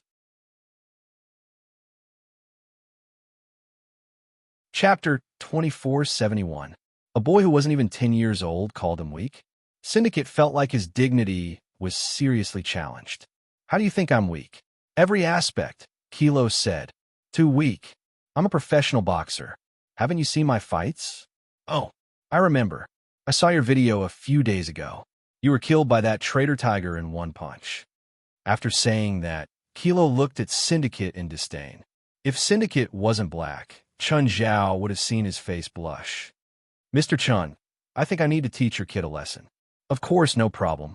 Kilo, since Syndicate wants to spar with you, you can spar with him. I'll go prepare lunch. Oh, Uncle, do I have to go easy? Go easy? Syndicate looked at Kilo's small arms and legs. With this kind of body, you probably wouldn't feel anything even if Kilo punched him with full force. Just give me a punch. If you can make me feel pain, consider my loss, Syndicate said. I don't need you to go easy on me. We'll fight fair and square. Sure, but put on your training gear first. Syndicate thought that Chun Zhao was worried that he would hurt his kid accidentally. However, Chun Zhao didn't stop him. This meant that he agreed to teach his kid a lesson. Kilo also put on his training gear. He knew what Chun Zhao meant. Syndicate patted his gloves. Come, let me feel your powerful fist. Bang! The next moment, Syndicate felt an intense pain in his abdomen. His body became weightless. He felt like he was flying. This feeling was very similar to when he'd faced Tiger and been sent flying with one punch. Everything seemed to slow down. Thud! Then Syndicate lost consciousness. Whoosh! Syndicate suddenly bounced up from the bed. Where am I? What's wrong? Syndicate looked around and realized that he was in a ward, the one he'd stayed in before. Strange. How did he get here? Syndicate knocked his head hard, but he couldn't remember how he'd gotten here. Just then, Gaia walked in. Ms. Gaia, why are you here? Let's see how you've recovered. By the way, why am I here? Syndicate felt a slight headache, but other than that, he did not feel any other discomfort. You were overtired today, and then you were exposed to the sun, so you got a heat stroke, Gaia said casually. She didn't expect Syndicate to forget what had happened in front of Chun Zhao's house in the afternoon. But Gaia didn't tell Syndicate the truth. After all, he was KO'd by a 9-year-old boy with one punch, and he was still unconscious. If the Syndicate found out about this, it would definitely be a huge blow. Since he didn't remember, it was better not to let him know. Also, your training with Chun ends here. I'll be responsible for training you from now on. Has Mr. Chin's training ended? Did I train with Mr. Chin today? Singa was trying very hard to remember what had happened today. However, it might really be due to the heat stroke. His brain was dehydrated. Hinga couldn't remember what had happened. It's over. The effect was pretty good, except for the heat stroke. All right, will heat stroke affect the training plan later? No, after heat stroke, you just need to cool down and rehydrate. It's not a serious illness. After staying at Minghua Villa for a short week, Chun Zhao's family moved back to Mirror Lake Manor. After Syndicate's treatment and training ended, he didn't have anything else to do for now. However, he heard from Kilo and the other kids that the school was on fire. He planned to visit Dashan Elementary School during his free time. The kids were all at home today. Portia was also taking care of the kids. While he was shopping at the supermarket, he took a detour to the school. When he reached the school gate, he realized that a corner of the building had already turned black. The fire had started at noon yesterday. Judging from the charred wall, the fire should have spread from the first floor to the third or fourth floor. It seemed like the fire had been quite big. As soon as he entered the school, he saw Mackenzie walking over with a gloomy expression. Mr. Chun, why are you here? I heard from the kids that the school was on fire, so I came to take a look. Thank you for your concern. Mackenzie wasn't in a good mood, but she still tried to communicate politely. Can I ask the cause of the fire? According to the investigation report given by the fire department, someone deliberately set the fire. The first thing that caught fire was the storage room on the first floor. There were some flammable items stored in the storage room, so the fire spread very quickly and even caused an explosion. Fortunately, the explosion also alerted the classes in the teaching building, so there were no more casualties. The school doesn't have a fire system. The American government had a clear rule that any school used for education had to have a qualified fire system. The United States had always been known for its strict protection of minors. Yes, but the fire station found that the water source for the fire system was purposely turned off. Chun Zhao's expression darkened. This was purposely burning people to death. Also, what kind of people were in the school? Of course, they were all minors. Did someone purposely want to burn a few kids to death? Or was it purposely targeting someone? Chun Zhao had actually come to investigate and see if it had anything to do with him. After all, due to certain reasons, Chun Zhao's family had been attracting trouble recently. Therefore, Chun Zhao suspected that the other party had thought of this method because they didn't have a chance to do anything. If they really did it, there was no need for them to stay at all. After all, this method of burning children to death to achieve one's own goals was not allowed in any industry or group. If the other party did it, they might do it again. Therefore, Chun Zhao decided to act directly. However, Chun Zhao remembered that he'd promised Helis to be the main force in this expedition. Helis, come here. Let's go to the city together. Chun Zhao told Helis what he wanted. In less than 30 minutes, Chun Zhao returned to Mirror Lake Manor from town. Helis arrived soon after. President, when do we trigger it? At night. At night? Why? We'll probably do it. It'll be too easy to be exposed during the day, Chun Zhao said. It's better to do it at night. Oh, were you inside or outside the school when the fire broke out yesterday? Outside. I was in my car the whole time. Did you find anyone suspicious?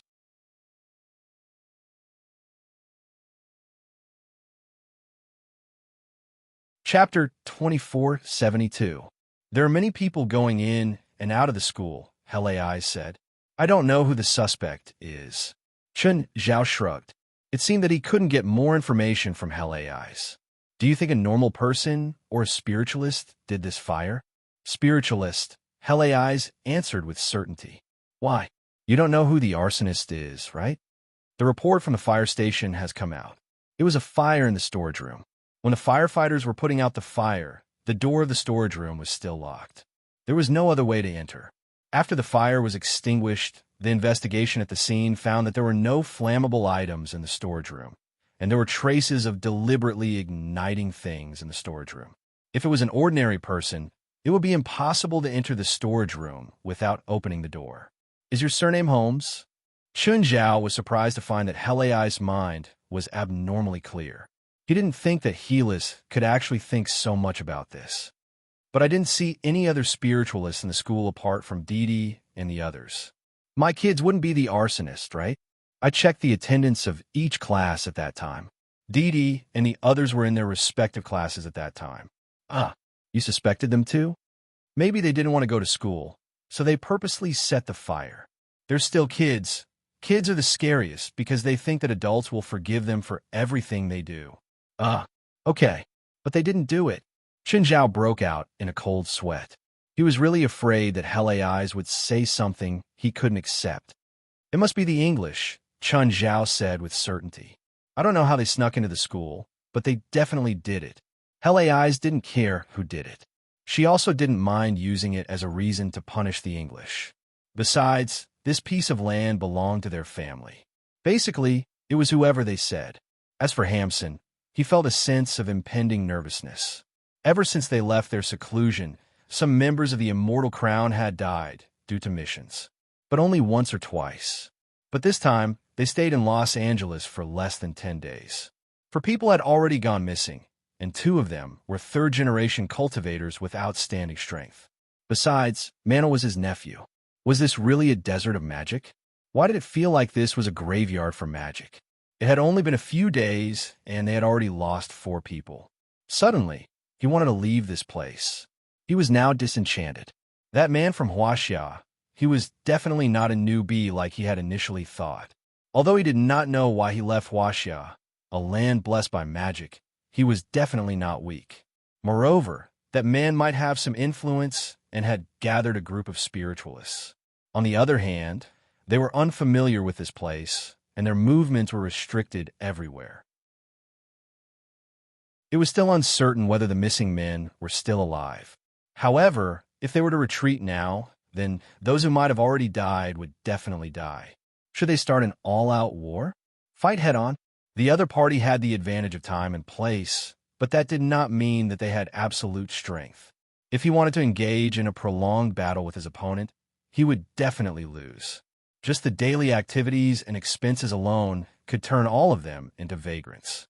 However, if they directly cut the Gordian knot, if they could not make use of the advantage of time and place, then they would have a chance to win. This was using pure strength to determine who was stronger. There were no tricks or tricks to speak of.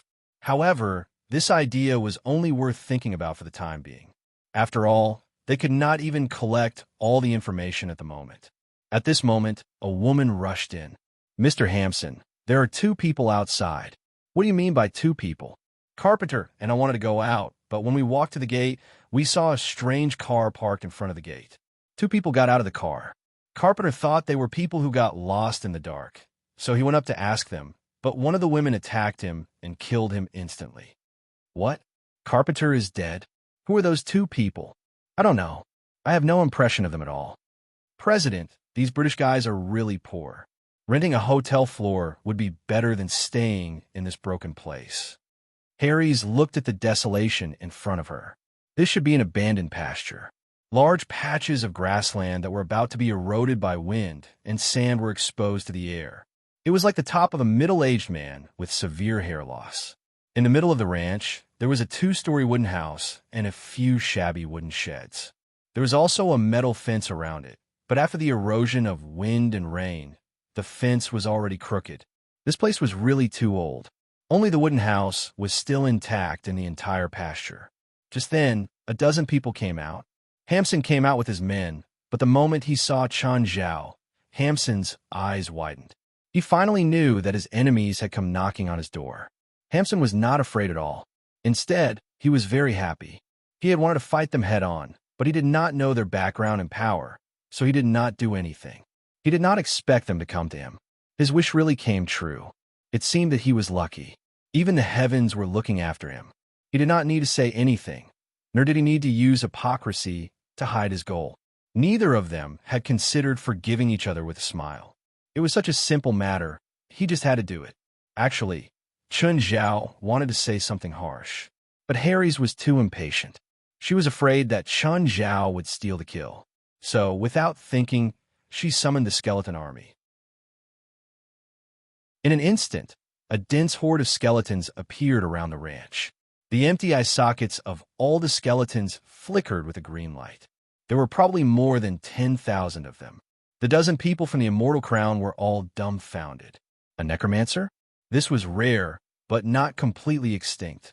They would occasionally see 1 or 2. However, a necromancer could summon an army of the dead at once. A real army of the dead. This was too rare. It could even be said to be one of a kind. Everyone's mind went blank. Oh my God, who was the one who had attacked them? Even Hampson's expression froze. He stood there dazed. He did not know what expression or attitude he should use to face the 2 people before him.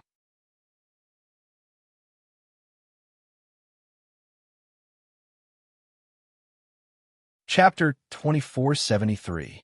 Where did you get so many skeletons? Chen asked softly. I've been to Africa twice, Helis said. She didn't explain it clearly, but Chun Daji could tell what she meant. These skeletons weren't summoned out of thin air. They weren't originally from this land either.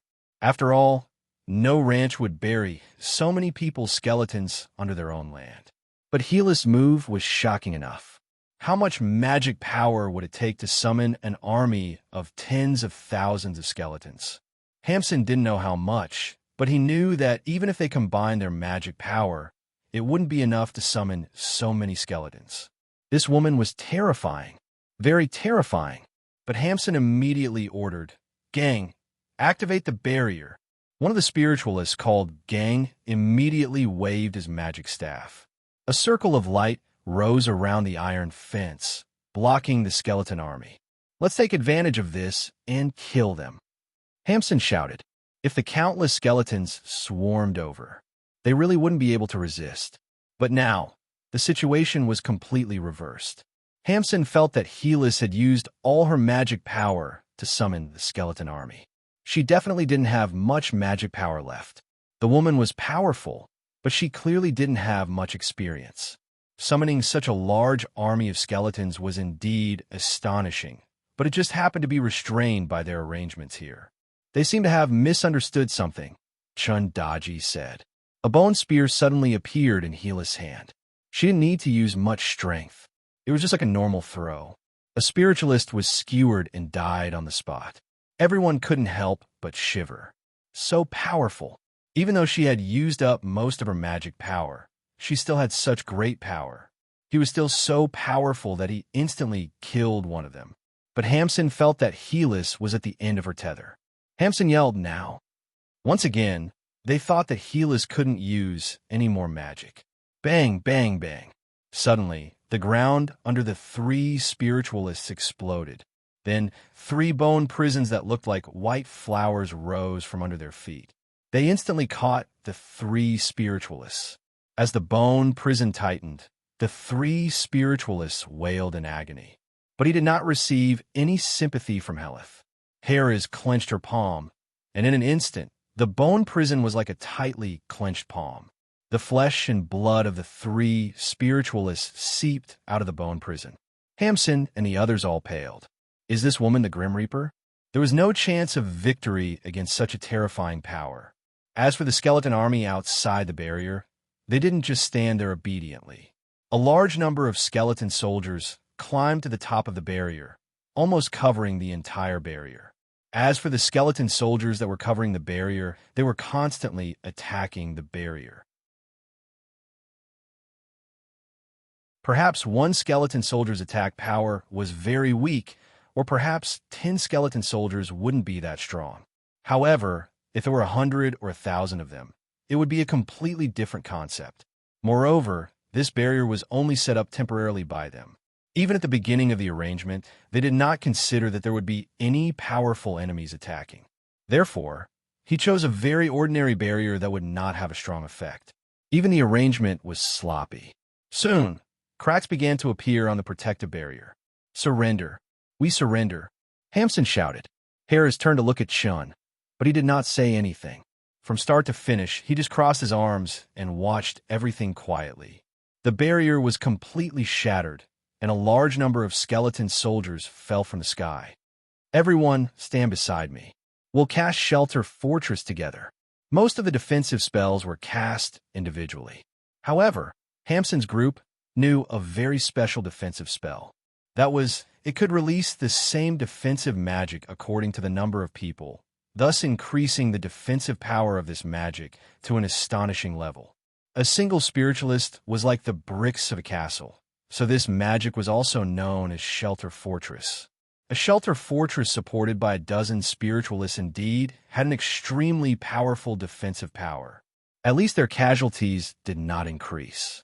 The skeleton soldiers could not break through the Shelter Fortress at all. Haris did not attack immediately.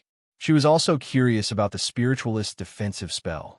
What was the upper limit of the spell? It seemed that the skeleton soldiers could not break through this spell.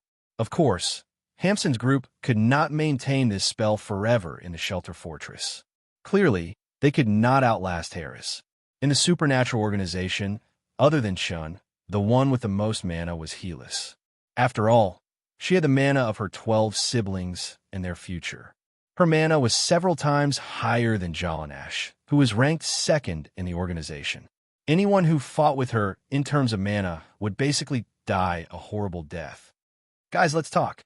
Hamson was already feeling strained. After all, the continuous output of mana was a very painful thing. If even he felt strained, the others would not be able to continue. Some of them even ran out of magic power. With each person lost, the Shelter Fortress's defensive power would decrease a bit. Not long after, Hamson was the only one left in the Shelter Fortress. At this moment, Hamson's magic power was almost depleted. Moreover, the Shelter Fortress's defensive power was even weaker than a normal defensive spell. Suddenly, there was a violent explosion outside. Dozens of skeleton soldiers were thrown over by the violent explosion. Both Jin and Helith were attracted by the sudden explosion. The people who were struggling in the Shelter Fortress were immediately energized. Jin saw a figure moving up and down among the skeleton soldiers. The violent explosion just now was clearly caused by him. Then, the figure created 2 more explosions, each more powerful than the last. Not bad. Haris looked at the person. Yes, Chun agreed with the person's power. But just then, the figure jumped into the air and was about to create the 3rd explosion. He suddenly vomited in midair and fell into the skeleton soldiers. Both Chun and Helith felt embarrassed. Damn, this was really embarrassing. They had just said that the guy was not bad and had even acknowledged him. But the next moment, he did something very difficult. What the hell was vomiting in the air? Just when Chun and Helith thought that the person had fallen into the midst of the skeleton soldiers and was hacked to death, the figure suddenly rushed out in flames and reunited with Hamson and the others. Chapter 2474. Mr. Hamson. Burp. It was Hamson's student, Truman. But as soon as he opened his mouth, he exhaled a breath that reeked of alcohol. Hazel stared at Truman in confusion. With a wave of her hand, all the skeleton soldiers fell apart. In the end, not even their bones were left. Hamson glanced at Truman, somewhat dissatisfied. He lowered his voice and said, "You drunkard. Why did you come here? You should just die drunk outside." Actually, he didn't want Truman to die. All of them could see how terrifying the woman opposite them was. After giving up on summoning the undead army, she didn't become weaker. Instead, she became even scarier. Truman was still drunk and couldn't sober up. He kept hiccuping. He held Hamson with one hand and his body swayed. He looked like he would fall at any moment. "Mr. Hamson." Burp. Just now Stanley called me. Burp. That woman is terrifying. All of us together probably won't be your match. Truman was drunk, but he'd followed Chun Zhao's kid for 2 days with Stanley. He could still recognize Hazel as the woman who drove Chun Zhao's kid to and from school every day. "How powerful is she?" "About your 2 minutes," Hamson said in a low voice. Hamson lowered his voice and said, "If you can deal with him in 2 minutes, then we'll win. If you can't, then we'll all die here." Truman looked drunk, but his brain was very clear. Truman staggered forward a few steps.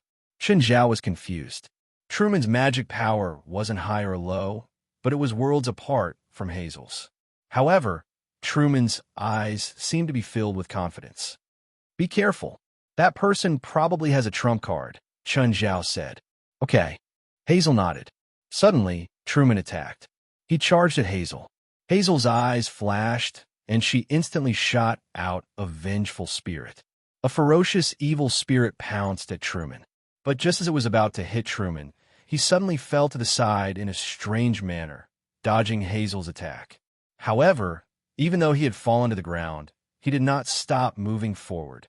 Harris extended her palm forward, and a dozen evil spirits appeared in her hand. However, Truman's movements were very similar to those in the movie Drunken Punch. Swaying left and right, he seemed to be in a dangerous situation, but in reality, he was able to easily avoid Harris's attack. Blackies raised her eyebrows. This guy was really like a monkey. However, Hera was not particularly concerned. Since she could not hit the target with directional spells, she would use lock-on spells. Suddenly, a misty black hand reached out from the darkness and grabbed Truman. Then it squeezed. Hellis thought that this attack was enough to kill Truman.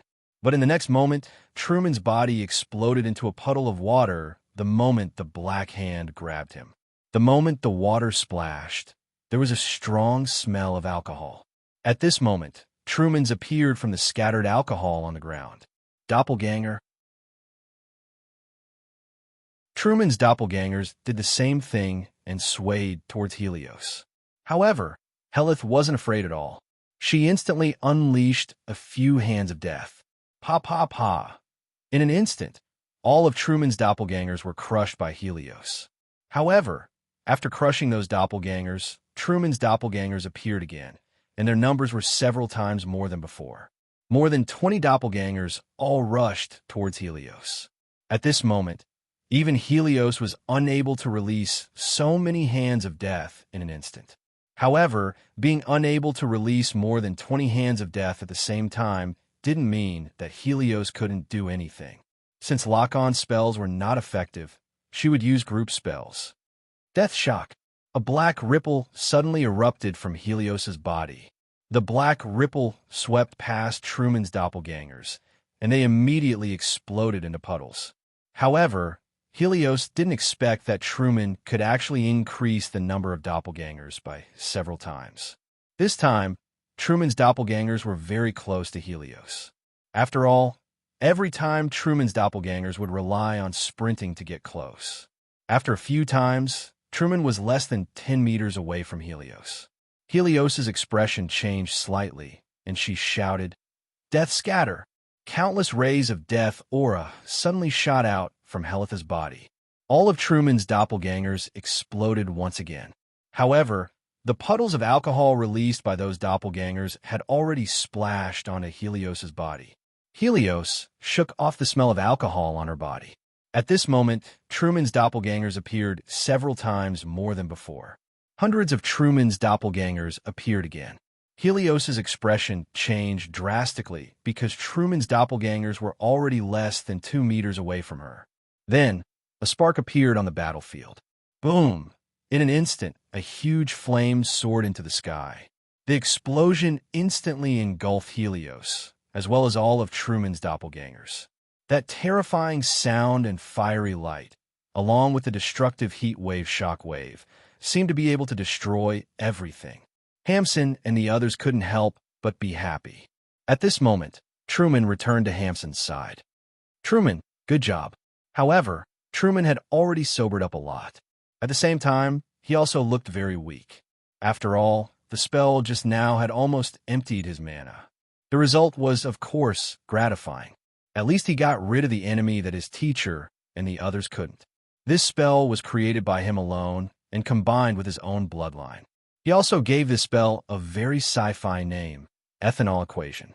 He could continuously create doppelgangers containing a large amount of ethanol within 3 minutes. And every time he cast it, the number of ethanol doppelgangers destroyed on the battlefield would increase by 5 times. For example, if 1 ethanol doppelganger was destroyed in 1 wave, then 5 ethanol doppelgangers would be created the second time. If Helios destroyed all of Truman's ethanol doppelgangers in 1 move every time, then the next time, the total would increase by 5 times. Of course, even if he couldn't destroy a single ethanol doppelganger, Truman could create 5 times more ethanol doppelgangers every 30 seconds. Therefore, to a certain extent, this spell was unsolvable. Whether the doppelgangers were destroyed or not, the number of ethanol doppelgangers would continue to increase exponentially. Truman's current mana was only enough for him to maintain his regular consumption for 2 minutes, which meant that he could create more than 600 ethanol doppelgangers every 30 seconds. Then he could detonate all the ethanol doppelgangers at the same time, and the resulting power would be very terrifying. You're tuning into the Romance Rendezvous YouTube channel. We're so grateful for your support, and don't forget to subscribe to join us on this incredible journey through captivating stories. Your generosity through donations truly makes a world of difference, as it's the primary source of revenue that allows me to expand and enhance this channel for you. Thank you from the bottom of my heart for being a part of this adventure.